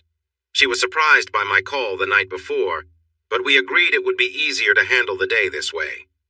After touring 3 places and hearing her advice, I signed a short-term lease. We had a nice lunch together before I arranged for a nearby storage unit. Just as we were wrapping up, my phone rang around 3 p.m. as expected. "Your flight just landed here in Paris at 9 p.m. and you weren't on it," a woman on the other end said in a frustrated tone. "Oh, I'm so sorry, Chelsea," I replied, trying to sound genuine. "I forgot to call you. My vacation got canceled again. You know how it goes. I'm not sure I'll be able to come to France this week after all. Maybe next week will work better." "But you were supposed to be off after Monday," she said, sounding confused. "Schedules can change quickly, can't they?" I replied casually. "But what do I tell Pierre?" "Tell him whatever you need to, Chelsea. I really have to go now. Bye." Not 10 minutes later, Helena's phone rang and she answered quickly. She had a 12-minute conversation in fast-paced French, with what sounded like Pierre on the other end. The exchange ended with her looking a bit worried. "He's really upset," she said after hanging up. "Apparently he had Chelsea call your work and your boss told her that 3 people tested positive for coronavirus, so they had to cancel your time off. Pierre said Chelsea wasn't happy about it, but he understood. He wants me to see if there's any way to work around the situation. I told him I'd try, but that there's no quick fix." She paused, then added, "Pierre wants to find ways for you both to get closer. Oddly enough, he seems genuinely interested in bonding, though he's still frustrated by the circumstances. He said it doesn't feel the same without you around." After I reminded him that if everyone had gone to France together on Saturday, they would already be there, he realized it and felt frustrated with himself. I added, "So the main point is they believed the story that I had to work this week, and he wants you to be more charming." "Exactly. We should get through this week easily while we both arrange our plans for the near future." When we got back to my house, Helena went into the garage and turned off the circuit that controls the security system. She called me, and I entered to check that the cameras were not working. We both started loading the cars with my belongings, mostly tools and equipment I wanted to keep but couldn't fit in the new apartment. After moving everything to the storage facility, Helena took care of the kids and was home with them before their dad came back from work. This way, if the kids talked to their mom on the phone and were asked, they would say their dad had gone to work as usual. Helena had already turned the security system back on, so Pierre wouldn't expect any recordings during the time it was off. After the kids were asleep, Helena playfully danced for me. She had a way of getting my attention. We both knew what was coming next. I had tightened my belt so it would be hard to pull my pants down. She pulled at it quickly, but nothing happened. I laughed at her creativity and sent her on her way, declaring my love for my wife to the cameras, meant to annoy Chelsea and Pierre. On Wednesday and Thursday, I moved everything I wanted to keep to the storage or the new apartment. On Friday, we moved most of the kids' stuff, clothes, toys, and small furniture into the apartment. We left their favorite things at the house to avoid too many questions until the move was finished. When they asked about their missing things, we explained that we had cleaned up their room, and it looked nicer now. Chelsea called every evening around 7. As soon as I saw her name, I handed the phone to the kids, making sure she couldn't talk to me. I knew that frustrated her, but I didn't mind. Each night ended with Helena trying but failing to get me into trouble. On Thursday night, I pretended to be very angry and harshly told Helena to leave. This entire scene was planned out beforehand by Helena. We had moved enough dishes, pots, pans, and utensils to meet our simple needs. On Friday morning, I rented a truck to move the main furniture from the children's room to our new apartment. I also stored the washer and dryer. I called the power company to disconnect electricity from the house and asked the water company to turn off the water supply at the street. The cable and internet provider also disconnected their services. The house was completely cut off from all utilities. My brother-in-law, Darren Efland, still worked as a volunteer fireman. I'd asked him to help arrange for the fire department to get the necessary permits and be at my house after we finished moving everything. They planned to conduct a controlled burn, using it as a training exercise for new firefighters, which I agreed to. Chelsea's car and a sports car were parked side by side in the garage with their windows down. I used a 5-gallon can of gasoline to soak both cars and spread some around the house. When Darren signaled that it was time, I lit a match to start the fire. I was surprised at how quickly the house fell apart. The only thrill came when the gas tanks in the cars popped, but the fire department quickly managed the situation. I had to get a permit for tearing down the house and removing the debris before starting the fire, showing proof that there was no mortgage. They were surprised by my actions, but I told them I planned to build a better, more energy-efficient home. That satisfied their environmental policies. In less than 4 hours, the property, valued at $1,375,000, dropped to zero. By 9 p.m., the fire department confirmed there were no remaining hotspots. The crew cleaning up said they would have the lot cleared and leveled by Sunday night. I had to pay them up front. Many might think I was making a foolish choice by destroying my house and car. I could have sold them and used the money to buy something new. But to me, that felt wrong, like cleaning dirty money. If someone offered me money with a bad reason behind it, I wouldn't accept it. I understand not everyone will share my views. It's just how I think. I thought the kids might resist the idea of moving to a new 3-bedroom apartment, but they saw it as an exciting adventure. I gave the girls the master bedroom, and they were excited to have their own space. Neil got the smallest bedroom, which was just right for him. I moved into a medium-sized bedroom that had some of my old furniture, but a brand new bed. I told my parents and sister about the move, but I kept Chelsea's parents unaware for now. They would find out soon enough. Helena was happy that after we moved in on Friday, we wouldn't have to plan any activities for fake cameras. On Friday and Saturday nights, I slept on the couch while I encouraged Helena to sleep in my bedroom. I didn't mind that she was there before I was. She argued for the couch but didn't win. The kids loved having her around, and if I'm honest, I did too. I turned off my phone those nights, so when Chelsea called, the kids couldn't reveal our move. Of course, they didn't know what happened with our old home. Helena told me on Friday night that she had set up a news conference in Hollywood for Sunday at noon, as we had planned. We would fly there and back in one day at no cost using her frequent flyer miles. This event would be similar to one Pierre had done before, but this time, I would be ready to speak. My parents agreed to come over on Sunday to spend time with their grandchildren. Pierre called Helena on Saturday to ask why the security system was down at my house. She said she didn't know and couldn't ask me without revealing that Pierre was watching their activities. She also mentioned that her efforts to attract me hadn't worked again. Chelsea was with Pierre listening in on the call. Pierre suggested that maybe Helena wasn't my type, even though he had never seen anyone refuse her before. Then he suggested hiring an escort, but Chelsea quickly dismissed that idea. She said I would never be with someone I just met and believed Helena just needed more time to connect with me.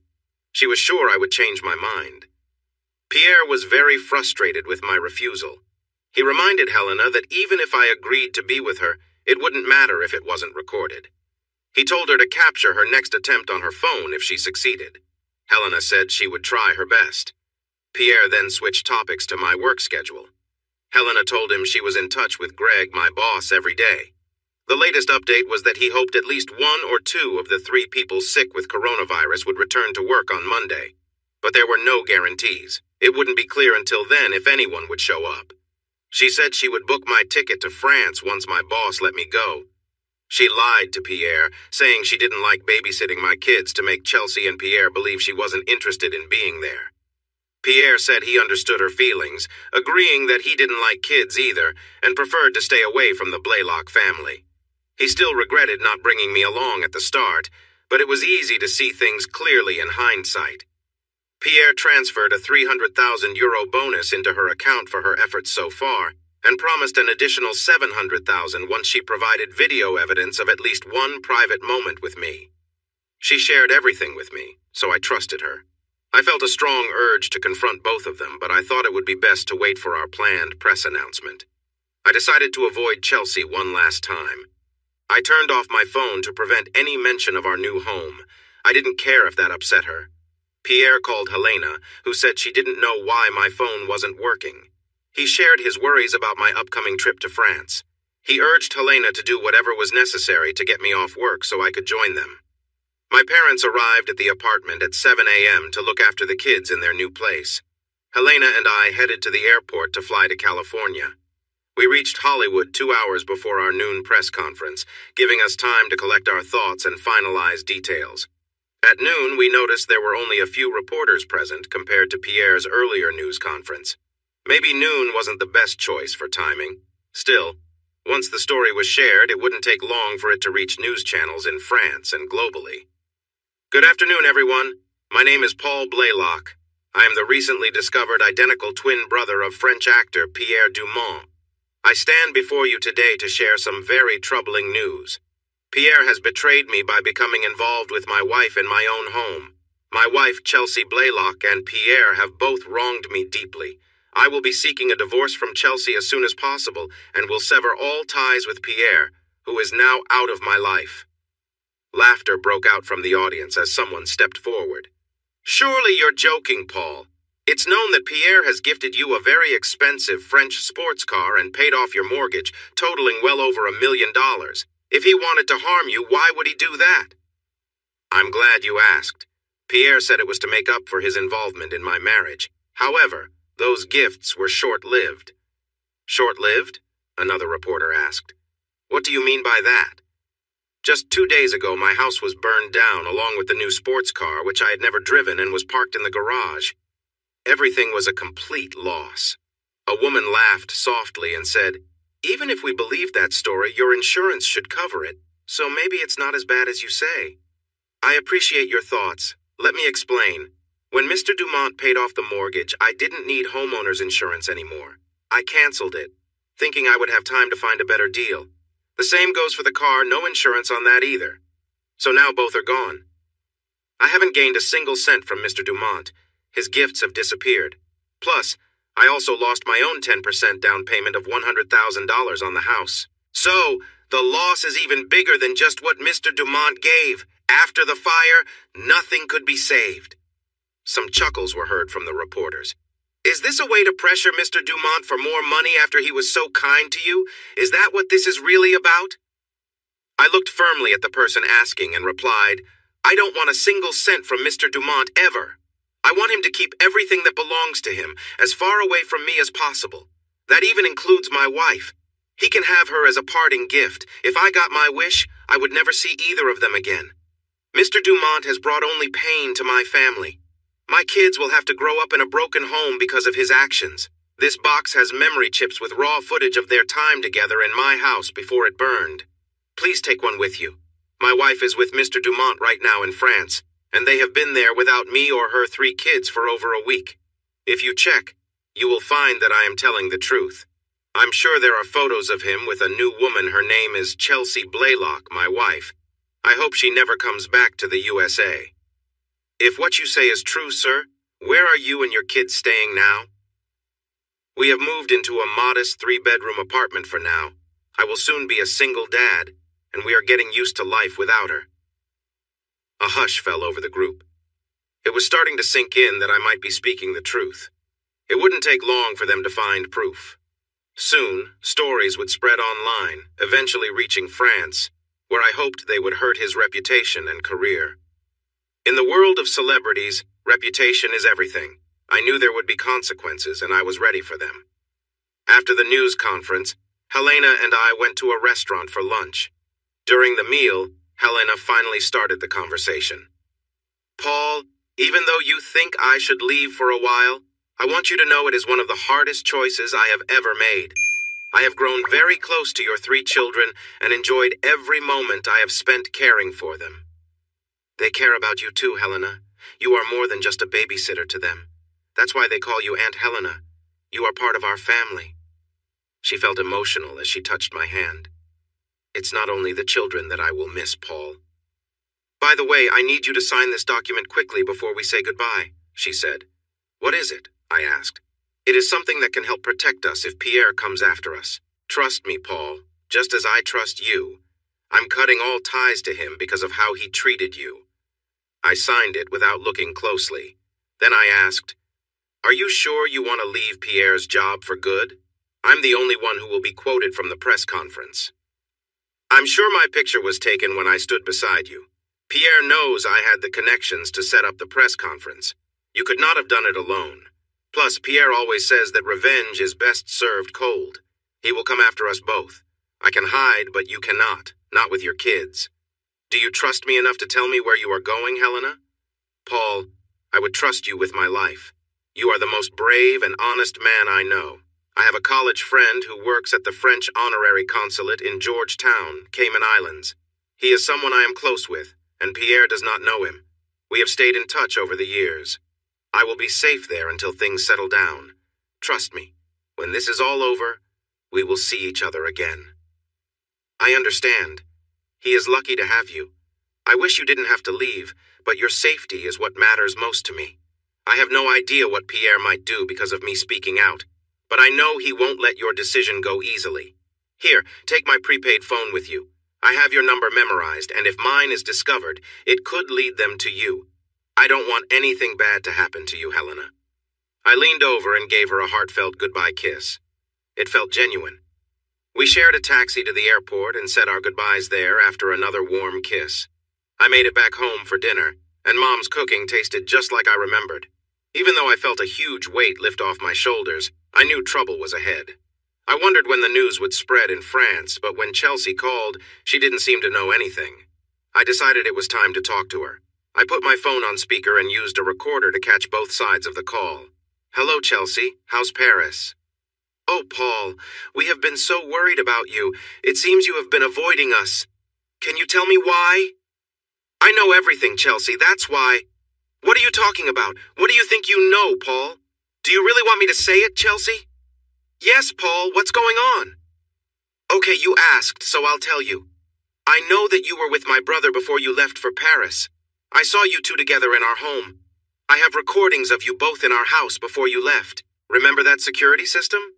It wasn't broken. It recorded everything in high definition. I've watched it, Chelsea. I've seen it all." Chelsea gasped in shock. "I'm sorry, Paul. I didn't mean for this to happen. I didn't set out to fall for Pierre. It just happened. He's like you, but different in ways I didn't know I wanted." "What about the kids? Have you thought about them and what this means for them?" "Pierre doesn't feel comfortable around children. I tried to get him to accept them, but it didn't work. He said you would take good care of them. Paul, I need to tell you that I'm stepping away from our marriage. Pierre has a movie to work on, and then we'll travel. I promise I'll be back soon." "There is no home to come back to. Our house has burned down, and so has his car. They're both gone. The insurance won't cover it, so everything you had is lost. You'll need to make new memories with him because all of your old ones are gone." "Did you say our home burned down and that nice car? Why won't the insurance cover it? I don't understand, Paul. What happened?" "You know what stands out to me about your response, Chelsea? You didn't ask if any of our children were hurt or if I was injured trying to save them. That says a lot. Was anyone hurt? I didn't think. No one was hurt. The only thing that ended in that fire was our marriage. It's over.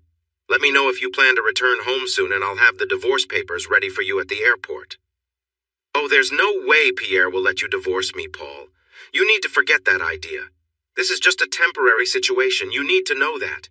Pierre won't keep me forever, but I will stay with him for as long as he wants me to. He also mentioned that you were involved with Helena.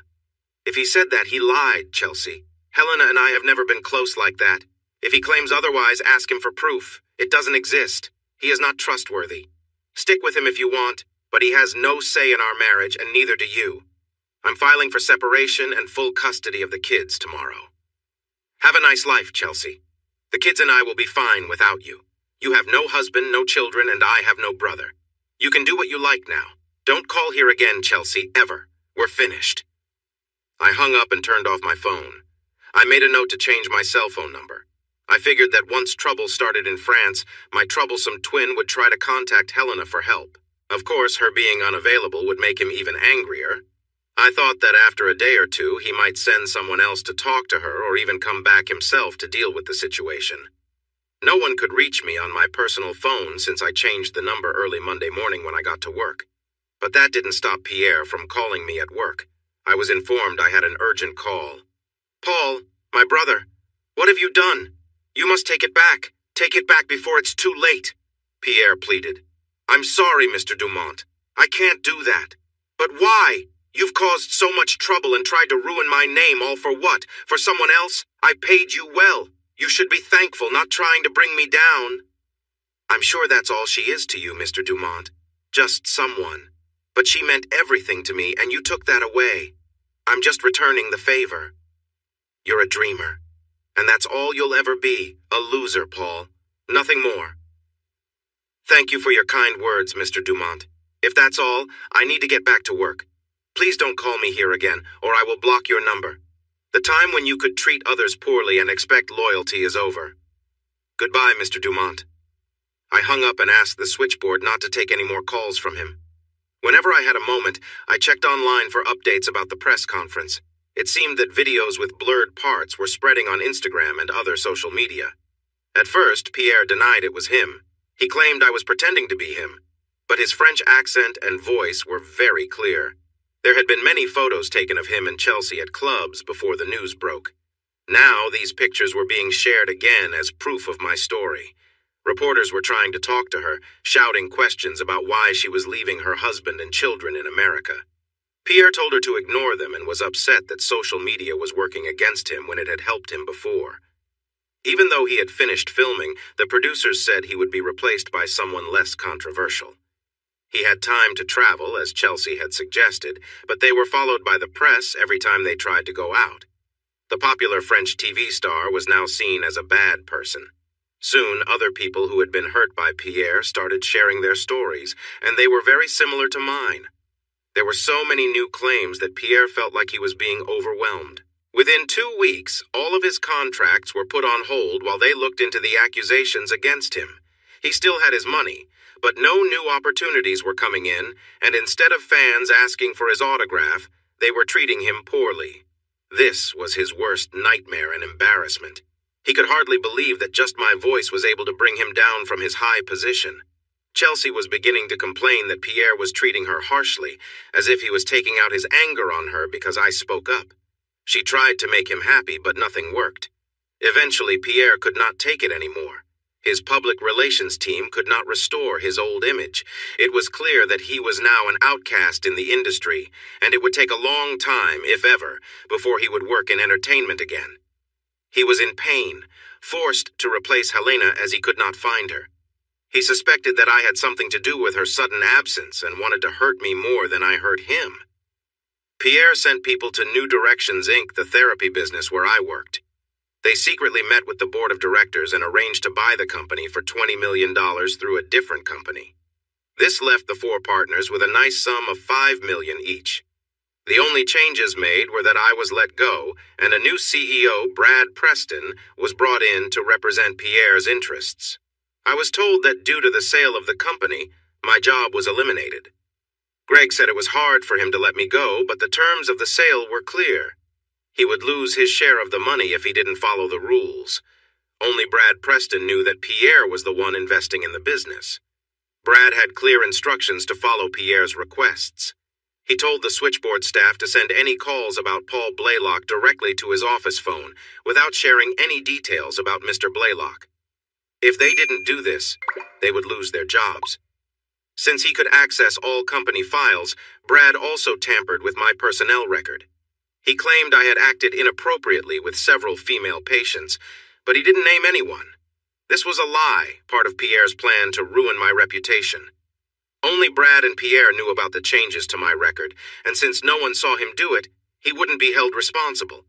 Brad's other job was to find Helena whenever he could. Pierre thought she was working with me, so Brad quietly watched me, hoping to see me meet her. Brad was just a person who took orders for money, and this was the easiest job he ever had. Pierre also planned to hire a hacker. Gerald had a friend who could help. This hacker was skilled and was paid a lot to find all my money and move it to accounts that I or anyone I might hire couldn't trace. It was easy for him. Suddenly all my money was gone. My bank accounts were emptied, my retirement savings disappeared, and my investments were sold off. Every asset I owned was wiped out, but my bills were still there. I would still have to pay all my monthly expenses without any income. Meanwhile, Pierre was done with Chelsea. While she was fun, he felt held back by her when he could have other options. He was upset that he couldn't embarrass his brother during their time in France, and he regretted that. Chelsea had become a burden in his public life, and any time they were seen together, it didn't go well. He gave her a half-hearted apology, saying things didn't work out as they had hoped, blaming her husband for it. He put her on a plane back to the States, and the only good thing for her was that she could keep the gifts he had given her. When she got back home, she immediately looked for me. Pierre had given her my new address. She rang the doorbell. "Hello, Paul. It's so good to see you. Can I come in?" Chelsea asked, looking hopeful. I stepped out onto my small porch and closed the door behind me. "What are you doing here, Chelsea? You've been gone for over 3 months. Did the person you left with get tired of being with you?" "Please, Paul, I don't want to argue. I want to see my kids. And if there's any chance you could forgive me, I'd like us to work on our marriage. Please give me a chance to make things right." "Now is not a good time to see the kids, Chelsea. You should have called earlier so we could arrange something. But as for us staying married, that's not going to happen. I filed for divorce after you left. There's no way I'll stay married to you. Why do you even want that?" "Paul, I thought I wanted all the fame and money, and chose that life over you. I learned that none of that means anything without you," she said with understanding. "They say hindsight is always clear, Chelsea. You hurt me and our marriage. You chose to leave, staying with someone else for months. Actions have consequences. Your choices have cost you your home, our marriage, and your time with the kids. If the court says I have to let you see them, I will. But until then, you need to leave here and not come back." "Can't I stay here with you and the kids? I'll help around the house and be there for you," she suggested. "We don't need you here anymore, Chelsea. You're no longer part of our lives." She paused, trying to hold back tears before saying, "I'm expecting a baby, Paul. You're going to be a dad again." "I can't be the father of your child. You've been away for months. How can this be my responsibility?" "The DNA test will show you are the father," she insisted. "No, it will show that someone else is the father, because I can prove we haven't been together since before you left." "You can't just leave your child, Paul. You know you can't. Can I please stay with you and see our kids?" "No, you can't stay here. What don't you understand? Have you heard anything I said?" "But where will I go? How will I support myself? Our life is in ruins," she begged. "I have no place to turn." "That's not my issue, Chelsea. Maybe you could try your parents. They're still around, right? If you need a way to reach them, I could help you call them. You have nothing belonging to you here. Whatever you decide, it can't include me." "But I have your clothes and things we packed for France. They're all here," she offered. "Do whatever you want with them. Sell them. Throw them away. It doesn't matter to me. There's nothing here that belongs to you, and I don't want to keep anything from you. If you leave something on the porch that was mine, I'll just throw it away. So please, just go, Chelsea." She was crying and trembling, and my words seemed to hurt her deeply. I quietly went back into my apartment. 20 minutes later, her parents arrived and took her away. I didn't tell her I had lost my job. I didn't want to give her anything to use against me. My friends and family were shocked by how quickly everything had gone wrong. I had lost my house and my car, been let go from my job, and found out that all my bank accounts had been hacked, leaving me with hardly any money. The next day, I got a notice from the medical board saying I was being looked at for some issues at my old job. This could cost me my professional license, and I might have to find a new career. I couldn't believe how bad things had gotten. I suspected Pierre was behind it all somehow, but I couldn't prove anything. Even if I could, it wouldn't change the situation. It felt like Pierre was enjoying this. I thought about whether I would have done things differently with what I know now. I realized the only change would be to close my accounts and save what money I had left to get through this tough time. It felt like all my bills were due at once. I went to the bank, and after many conversations, they said it looked like I had transferred all my money away myself. Unless I could prove otherwise, they wouldn't replace any of the funds I claimed were lost. I didn't know what to do. I knew my parents didn't have space for all of us to move in, nor could they suddenly support 4 more people on their income. I might stay with my sister for a little while, but I didn't want to risk our relationship. I had interviews lined up at 4 different companies, but each one called later to say I wasn't a fit for the job. Why was everything falling apart? Chelsea had sold most of the jewelry Pierre had given her to hire a lawyer. The lawyer would help her with her divorce and ensure she could see her children. She needed a $9,000 deposit from the $10,000 she had received, and served me with a notice to attend a meeting in 3 days. We would discuss the children's custody issues before going to court. I wasn't looking forward to discussing anything with her, but I had to follow the legal process. The meeting went as I expected. The mediator was a lawyer familiar with these types of discussions. Chelsea wanted full custody, and I wanted the same. We were in very different places on this issue. She seemed very anxious and restless. Mentioning her choice to leave her family for my brother did not seem to affect the mediator. But it mattered to me. We couldn't agree on anything, so we set up another meeting in 2 weeks to give us both time to think about what was best for the children. A week later, I got a call from the local jail. When I accepted the call, I was surprised to hear Chelsea on the line. "I'm sorry to call you like this, Paul, but I didn't have anyone else to reach out to. The police helped connect us since I didn't have your new number. I only have a couple of minutes. Can you come to the police station right now? It's really important. I have no one else to ask. Please, I need your help," she said, her voice shaky. I sighed deeply, wondering what trouble she was in this time, but her tears and urgency made me want to help. "Let me call Anita to watch the kids. I'll see what I can do," I replied. When I arrived at the station and was allowed to talk to her, Chelsea looked very frail and lost. We both picked up the phones on our sides of the glass. "You don't look well, Chelsea. What happened? What's wrong?" I asked. "Thank you for coming, Paul. Your kindness is something I have always appreciated about you," she replied. "Why are you here? Why were you arrested?" I asked. "Paul, I didn't want you to find out this way. I thought I could manage things before they got out of control. Clearly I failed," she said, looking down. "Failed at what, Chelsea?" "When you talked to me on the phone before everything went wrong, I fell apart. You were right all along about Pierre. I let his fame and wealth blind me. When you told me I had lost my family and home, it hit me hard. Pierre started giving me pills to help me cope. At first it was just to calm me down, but soon it was more than that. I became too reliant on them. What started as a way to manage my feelings quickly became an addiction. I needed to take more and more to feel normal," she continued. "After some time, I was fully hooked. I would shake if I didn't have my pills. He gave me a limited supply to take home. I had sold the jewelry he gave me for very little money to pay my lawyer. When I ran out of my medication, I became desperate. I eventually found someone who could provide the drugs I needed, but I had no money to pay him. I am ashamed to admit that I did things I shouldn't have to get the drugs. Tonight, I was caught trying to get help and brought here. Since this is my first mistake, bail is set at $250, 00, but I don't have anything. I can't call my parents for help because if I do, they will throw me out of their house and I would be homeless. Please don't let that happen to the mother of your children," she said between sobs. Even though I was upset with her for what she had done in the last few months, I still felt sorry for her. The problem was, I had no money too. I couldn't even feed my kids. How could I help her? "Chelsea, I don't have any money. Pierre got me fired and stole everything I had. The only way I see to raise $250, 00, is to get a loan against my car. You will have to give me a few days to do it, but I won't go through with it unless you agree that I have primary custody of the kids, and you get to spend time with them every other weekend. You either agree or I walk away. Every other weekend? Can't you offer me something better? Forget it. Good luck, Chelsea. I started to get up to leave. Okay, every other weekend, I agree. I swear I won't change my mind this time.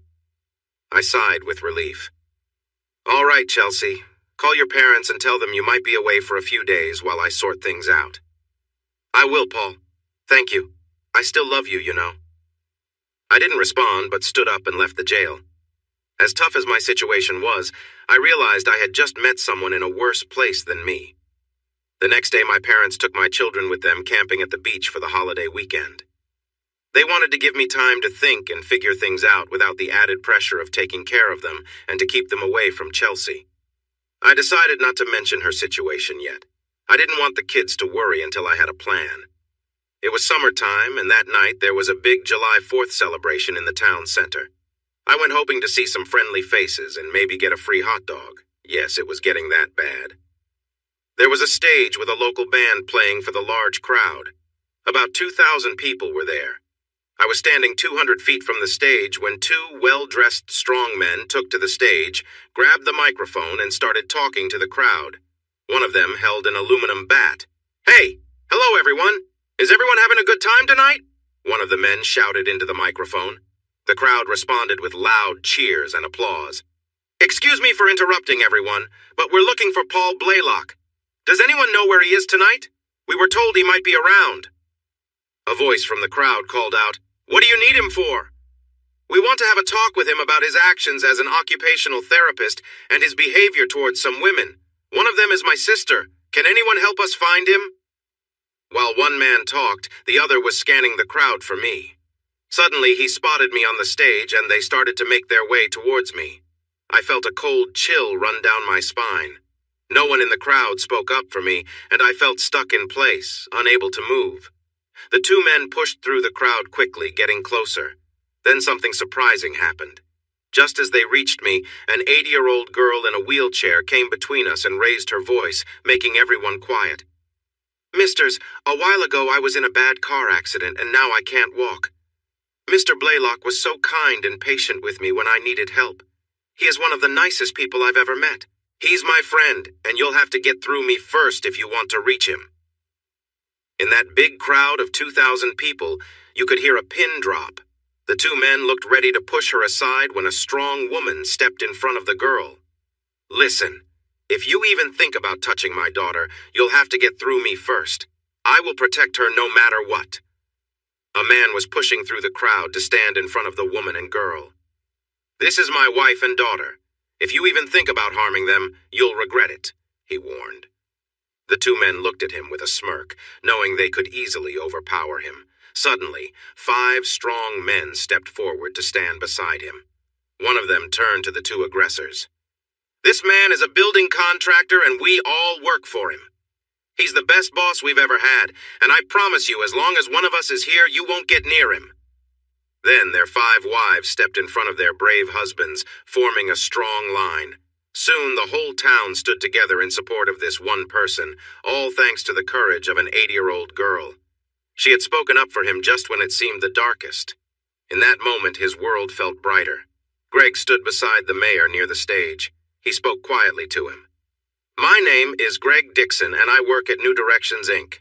I hired Paul right after college and have known him for many years. I don't know these two men, but I have never heard any complaints about Paul. In fact, he has received glowing praise from everyone he worked with.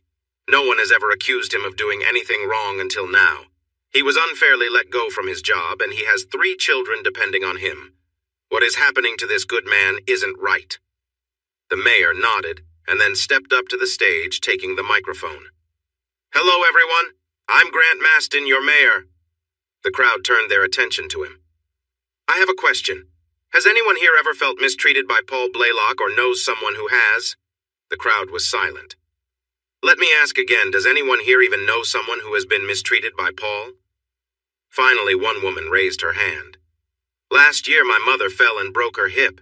It took her a long time to get back to normal. Mr. Blaylock worked with both of us to help her recover. If you ask me, he is a wonderful person. He went above and beyond to help us and never acted inappropriately." Then, one by one, more people spoke up, sharing their stories about Paul's kindness and good deeds. The mayor interjected, "That's just what I thought. This man is one of us, and he has been treated unfairly by a wealthy person looking for revenge after Paul told the truth about a situation. You must have heard the rumors. We in this town look out for each other. I understand he lost his job for no reason, likely due to some trickery. Is there anyone here who can offer this man a good job so he can get back on his feet?" One by one, hands began to rise across the crowd. In less than 30 seconds, over 100 hands were raised. "Officers," the mayor continued, "please make sure these men are held until Mr. Blaylock can leave safely. Also, take down their names and IDs in case we need to follow up with them later. I think it would be a good idea for the department to send random patrols by Mr. Blaylock's house to ensure a quick response if needed. Mr. Blaylock, you might not have known this before, but your town cares about you. You're a good person. These men won't leave until you're safely on your way. Thank you for being such a good member of the community." Tears were running down my cheeks. I felt overwhelmed by all the kind words and the strong support I received. I had no idea people thought so highly of me before tonight. I thanked everyone there for their kindness, and the crowd parted for me as I walked out. I didn't want to return to my empty apartment, so I drove to the nearby lake, hoping for a great view of the fireworks, especially with their reflections in the water. I sat there, feeling alone at the lake, thinking about my troubles. I was struggling financially, and even though I had narrowly avoided danger tonight, I could soon be homeless and might lose my kids if a good job didn't come along. As I sat there considering asking for change, I felt something uncomfortable pressing against me in the sand. I thought it might be a small rock, so I picked it up to throw it away. But when I looked closer, I realized it was not a rock at all. I had found what looked like a very valuable diamond ring.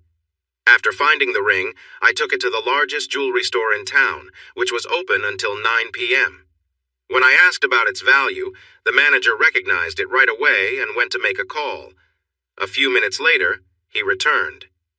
"This is a lucky day for you," he said. "A wealthy client had this ring made just for him, but he has decided to let it go. He said, 'Finders keepers.' He paid us $250,000 for this custom piece. Its value is around $175,000. Right now, I can offer you $150,000 for it." I was amazed by my good fortune. "I'll take it. How much cash do you have in the store right now?" I asked. "I'm not sure without checking. Give me a moment." After counting, he said, "Just over $1,200. "Okay. I'll take the $1,200 in cash and a check for $148,800. Do we have a deal?" The jeweler smiled and said, "Yes, we do," and we shook hands. Feeling much happier, I left the jewelry store and drove straight to the jail. I paid $250 to bail Chelsea out, put her in a taxi, and covered her fare to her parents' home. She thanked me a lot for being so kind. Next, I stopped by the grocery store to fill up my empty pantry and refrigerator back at the apartment. As I walked towards the apartment carrying 2 bags from my car, everything suddenly went dark. When I slowly woke up, I found myself in what looked like a hospital room, staring at a friendly face. "Paul, are you awake?" I struggled to focus as my eyes moved around. I heard her shout, "Somebody please get the doctor!" Not long after, a doctor came in. He checked me over quickly, snapping his fingers and shining a light in my eyes. After about 15 minutes, he seemed more relaxed. "I'm Dr. Houseman. You worried us, Mr. Blaylock. How are you feeling?" "Like a truck hit me," I replied. "My head hurts a lot." "That makes sense.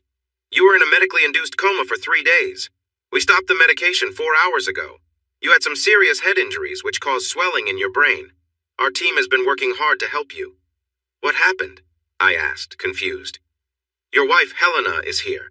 She can explain more about how you got here. She was there when it all happened. I'm glad to see you're doing better, but we want to keep you here for a few more days to monitor the swelling." I was still dazed. But wife? "Thank you, doctor," Helena said. "I will let you know if anything changes." The doctor nodded and left the room. I looked at the kind face above me. "Wait a minute. When did you become my wife?" "When you were brought in, I had to tell them you were my husband so I could be with you. I also gave them your insurance information and they just accepted it." "But I don't have insurance." When I lost my job, they told me I would have to pay $3,000 a month for COBRA coverage. I couldn't afford that, so I didn't sign up. I know, Paul. I was worried that might be the case. I have a consulting company that I started a long time ago. It's where I handled all billing for services when I worked with Pierre. Do you remember signing a document at the airport? I think so. Why? It was a work agreement that made you a consultant for my company, which means you are included in my company's health insurance. I thought this might happen, so I wanted to be prepared, especially since I know Pierre well. I hoped he wouldn't have done this to you, but I'm not really surprised. I don't know what to say, Helena. You are such a wonderful and caring person. Honestly, I wish I had married you from the start instead of Chelsea. I just didn't know you back then. As she smiled at me, her eyes filled with tears. My kids, are they okay? Yes, Paul. Your family has been helping me take care of them. They are doing well, so don't worry. I have been here as much as possible, and when I'm not here, I'm at your apartment looking after Amber, Neil, and Rhonda. They miss you, but understand that you were hurt and are in the hospital. Right now, you might be wondering how you got here. There's a lot you don't know, and I will answer your questions. But first, I want you to watch a video on my phone from the night you were attacked. What I saw was a nighttime view lit by a nearby streetlight. I was walking to my apartment with 2 bags of groceries when a person came up behind me and hit me hard on the back of my head with something. I fell to the ground. 2 men came closer and stood over me, looking pleased with themselves. The man with the bat raised it again, ready to hit me a second time. Then, out of nowhere, a man rushed in. He stopped the swing before it could hit me. He quickly got into a protective stance between me and the 2 men. It was Gerald. I couldn't believe my eyes. The man with the bat swung at Gerald, but he easily dodged it. As the bat continued its path, Gerald hit the man hard in the throat. The man dropped the bat and fell down, clearly in a lot of pain. Gerald talked briefly to the other man, but I couldn't hear what they said. The second man gave up and raised his hands. Gerald made a phone call, and the police arrived quickly. As the police approached, Gerald leaned over the hurt man for a moment before standing up. Then the video ended. When did you and Gerald arrive? Doesn't he still work for Pierre? Why did he help me? What happened to the recording? Why was there no sound? I will do my best to explain, Paul. Soon after I started working for Pierre, Gerald and I were in an open relationship for a while. He knew that Pierre asked me to entertain other men sometimes, and he was seeing other women during that time too. We ended our dating after about 6 months, but remained good friends and look out for each other. I gave Gerald my new phone number. He called to tell me that Pierre wanted him to hire someone to hurt you for speaking badly about him. Gerald couldn't let that happen, so he refused. He left Pierre's job and came to the States to protect both me and you. I texted him to say I was coming to look out for you, and he insisted on being here mainly to protect me and indirectly you. He stands guard outside your hospital room whenever I come to visit. He's out there now. I had turned off my phone's audio recording features on purpose. We needed to give the police the evidence of Gerald acting in self-defense to protect you, but we wanted to leave out his conversation. After he defended himself against a man with a bat, Gerald told another man with brass knuckles that his friend was in serious trouble and he could not help him. He warned the man with the brass knuckles that he might face a similar end if he didn't confess to the police about their connection with Pierre and agree to testify. Gerald made it clear that even jail wouldn't stop him and that his friends on the inside would take care of things for him. The man agreed to talk. Once Gerald knew he would cooperate, he took apart a pen he had in his pocket, knelt down, and used his pocket knife to make a small opening. He then used the pen tube to help the man breathe, saving his life. I was in disbelief as I processed everything she was saying. Why are you here, Helena? Why would you risk your safety for no reason? What about your friend in the Cayman Islands? Helena smiled brightly, lighting up the room. If she had wings, I would have thought she was an angel. I'd never seen her like this before. It's not for nothing, Paul.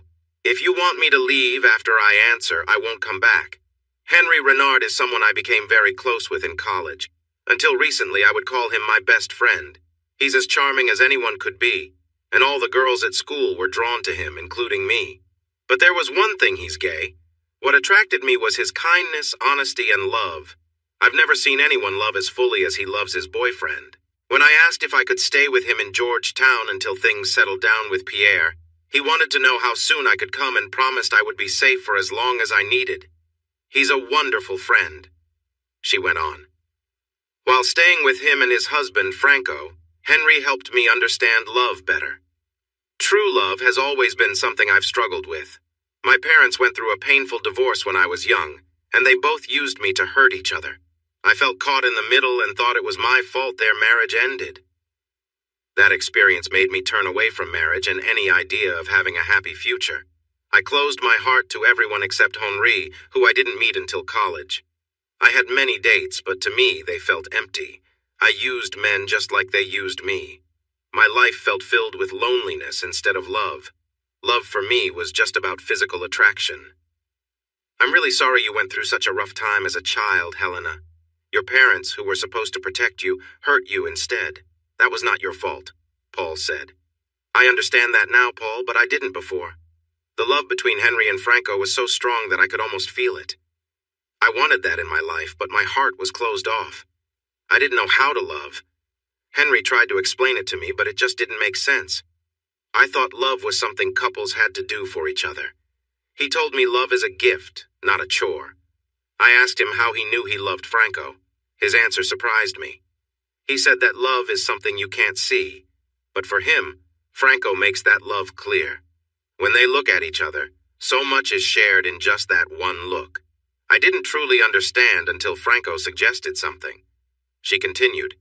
He rented the movie Moulin Rouge. Being French, I knew a lot about the place, but strangely I had never watched the film with Nicole Kidman and Ewan McGregor. They had a great home theater, and the three of us watched it that night. Franco told me if I didn't understand love after watching the movie, there might not be much hope for me. Paul, it changed my life. Yes, the story was a bit cheesy, but it was filled with love from start to finish. One quote I will never forget is, "The greatest thing you'll ever learn is to love and be loved in return." It felt like that movie was made just to teach me about love. By the end, I was in tears, and my heart was fully engaged. When they sang "Come What May," I heard the most beautiful way to express love. Those lyrics made the unseen feelings clear. I would sing it for you now, but I would be crying too much to finish. Then Henry added something that changed everything. He said, "Helena, you will never know love unless you allow yourself to feel it." At that moment, I realized something big, and my heart just melted. Tears rolled down her cheeks with a smile. Helena took my hand, looked me straight in the eye, and said, "I love you, Paul. I really love you. I haven't said those words to anyone since I was 7. Until I met you, no man in my life seemed good enough. When I first saw you, I thought you were just like Pierre. I knew how wrong he was, and I gave him what he wanted. I did it for money, but I was mistaken about you. I thought your personality would be the same as his. I was wrong. You have a kind heart. You believe in treating others well. I have never known anyone who puts others before themselves. I have seen how you care for those 3 wonderful children. You have always been good and honest with me. Paul, you make me feel seen. I can feel the love shining from you." Helena laid her head on my chest and shed tears of love. I was deeply touched. No one, not even Chelsea, had ever shown me such love. Suddenly I felt warmth in my heart that I had missed for a long time. Love felt bright again. I took her hand in mine and said without hesitation, "Helena, you are more than I ever hoped for and much more than I deserve. Once my divorce from Chelsea is finalized, will you marry me?" She held me tightly as if she was afraid to let go. "Yes, yes, 1,000 times, yes," she replied joyfully. "I need you to know that I want it to be just us. You must agree to be exclusive with me for the rest of your life," I said before kissing her. "Honey, I wouldn't want it any other way. I am a one-man woman. You will never have to doubt me. I will want to be close to you always." When I returned home, Helena stayed with me to help, but only if I promised to sleep in my bed while she took the couch. Gerald said his goodbyes and left. I wanted to thank him and offered him some money for his help. He just laughed and said I couldn't afford him. At our next meeting, Chelsea kept her word, and we both signed the papers for our custody agreement. The lawyer assured us he would get the order approved by a judge soon. Feeling positive, he scheduled another meeting in 2 weeks to work on our divorce. We left together, and I asked her out for coffee to discuss a proposal. Once we had coffee and donuts, I started the conversation. "So, how have you been since your time in jail, Chelsea?" "I won't lie. It has been tough. I'm trying hard to resist my cravings, but sometimes I give in. Occasionally, I still see my dealer to get some pills to cope.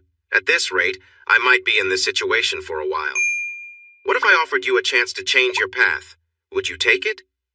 "That depends on what it is and what it takes from me," she replied. "You and I are going to get divorced soon no matter what. But if you resist me, all you will do is delay things and make it harder and more costly for both of us. So I have a suggestion." "I'm listening," she said. "No Looking Back is a drug rehab program and halfway house on the edge of town. I've checked it out, and it's a good place. They offer a 4-month rehab program for $20,000. We've already settled the custody of the children, and we don't have any shared assets to divide. If we did, I would gladly share them with you. I can send you to our former account managers who will confirm that everything has disappeared. I believe Pierre was involved. A kind person gave me a piece of jewelry that I sold, just like you did with Pierre's, to help support the kids and get by until I find another job. If you agree to sign the divorce papers without any arguments at our next meeting, I will provide you with the full $20,000 so you can start fresh. If you complete the entire 4 months and get a clean bill of health from them, I will give you another $10,000 cash on the day you leave. This is the best I can do for you right now. What do you think?" "You're going to marry Helena, right?" "If she agrees, yes." "I thought so. So there's no chance for me, for us?" "I'm sorry, Chelsea, but no." She looked deep in thought for a long time without saying a word. I watched as she made her decision. "Under one condition, Paul. I will accept your offer and let you marry her, but I need one more thing from you today." "What is it?" "A kiss," she said. "Wrap your arms around me and give me one last kiss as husband and wife. I need that for closure. It will show me that we are parting on good terms. I won't ask for anything else. But I want to feel the connection we once had. If you can give me that, I will agree to your terms." I looked into her eyes and saw a desire for me that I hadn't seen in years. I thought about her request. We are still married, and I can't marry Helena until the divorce is finalized, which will make this process faster. But then thoughts crossed my mind about what she might have done recently, and it made me uneasy. "I'll tell you what I can do, Chelsea. To give you something to look forward to when you are clear-headed, the day Helena and I pick you up from rehab to give you the $10,000 start, I will hold you in my arms and give you that memorable kiss right there. You have my word." "Deal?" She paused for a moment, smiled, and said, "Deal." We shook hands.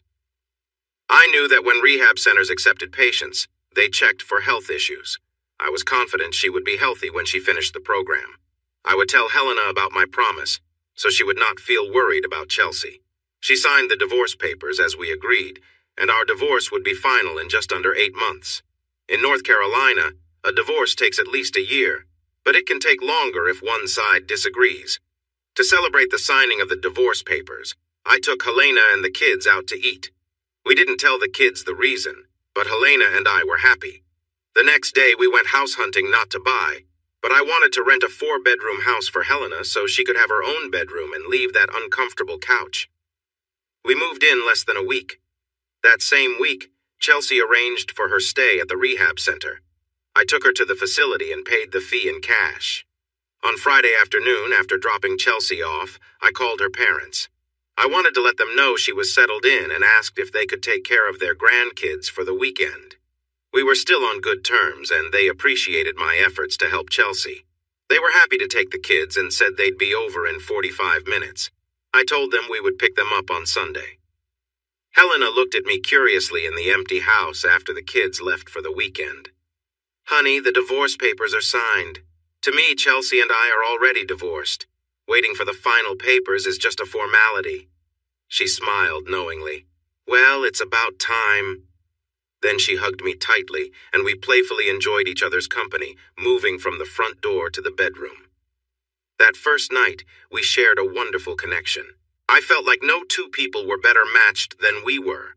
She had been with someone similar before, but she said there was no comparison. She told me our time together felt amazing. We whispered affirmations in the dark. to have and to hold from this day forward. We stayed in our own rooms for the sake of the kids until marriage, but every night they were away, we cherished our time together. 4 months later, I kept my promise as Helena and I drove up to the no-looking-back rehab and halfway house. Helena stood by the car with a large envelope full of cash. I took Chelsea's hand as she walked slowly to our car and pulled her into my arms. She looked very much like she was 7 months pregnant. A big smile lit up her face as I gave her a warm, loving kiss. Helena jokingly used the envelope to fan us, pretending we were too warm. When we finally stopped kissing, Chelsea laughed as Helena handed her the envelope. "I need to apologize to you, Paul. The therapists and counselors here are great. I learned a lot about myself, and it wasn't all good. You saved my life, and I will always be thankful to you. Helena, he is the best man I've ever known. Treat him well, and he will love and respect you forever. Remember my mistake. You've heard the saying, a bird in the hand is worth two in the bush? Paul is that bird. Never let him go." Helena hugged Chelsea tightly and thanked her for the advice. We drove Chelsea to her parents' house as she shared that she planned to use the money we gave her to settle into an apartment. The rehab center had even arranged a job for her as a secretary starting the next day. She also mentioned that the baby would always remind her of her past mistakes, so she decided to give the baby up for adoption. Once the divorce papers arrived, Helena jumped into action. We had a big wedding in France at a beautiful cathedral with an organ. I thought it was a bit much, but it was Helena's first wedding, and she wanted to experience it all. Her mom invited many important people from her job at the consulate. She was surprised to see her once-detached daughter completely dedicated to one man, especially one who looked just like Pierre.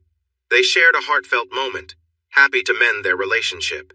In France, a class-action lawsuit was filed against Pierre Dumont, involving 20 people, including me. He also faced criminal charges related to my attack. Helena knew a trusted lawyer in Paris who would handle the criminal case for me. We didn't need to be present during any court sessions, as our presence would have made it feel more like a show. It took more than a year for the legal system in France to reach a decision. Pierre was found guilty for his role in the breakdown of 20 marriages and was ordered to pay a total of 40 million euros, 2 million euros to each of the 20 people involved in the lawsuit. As for the criminal charges, Pierre was found guilty of planning to commit assault and planning to commit murder, largely due to the testimony of a key witness. Pierre was sentenced to 20 years in prison and had to pay me an additional 10 million euros. He also had to give me full ownership of the New Directions occupational therapist business that he had bought just to fire me. Helena's lawyer was very skilled, and I was happy with the result. The medical review board told me that their investigation showed I had done nothing wrong, so there would be no problems with my professional standing. Even though I didn't need to work anymore, I still loved helping people. I became a valued CEO of New Directions, treating everyone with care and respect.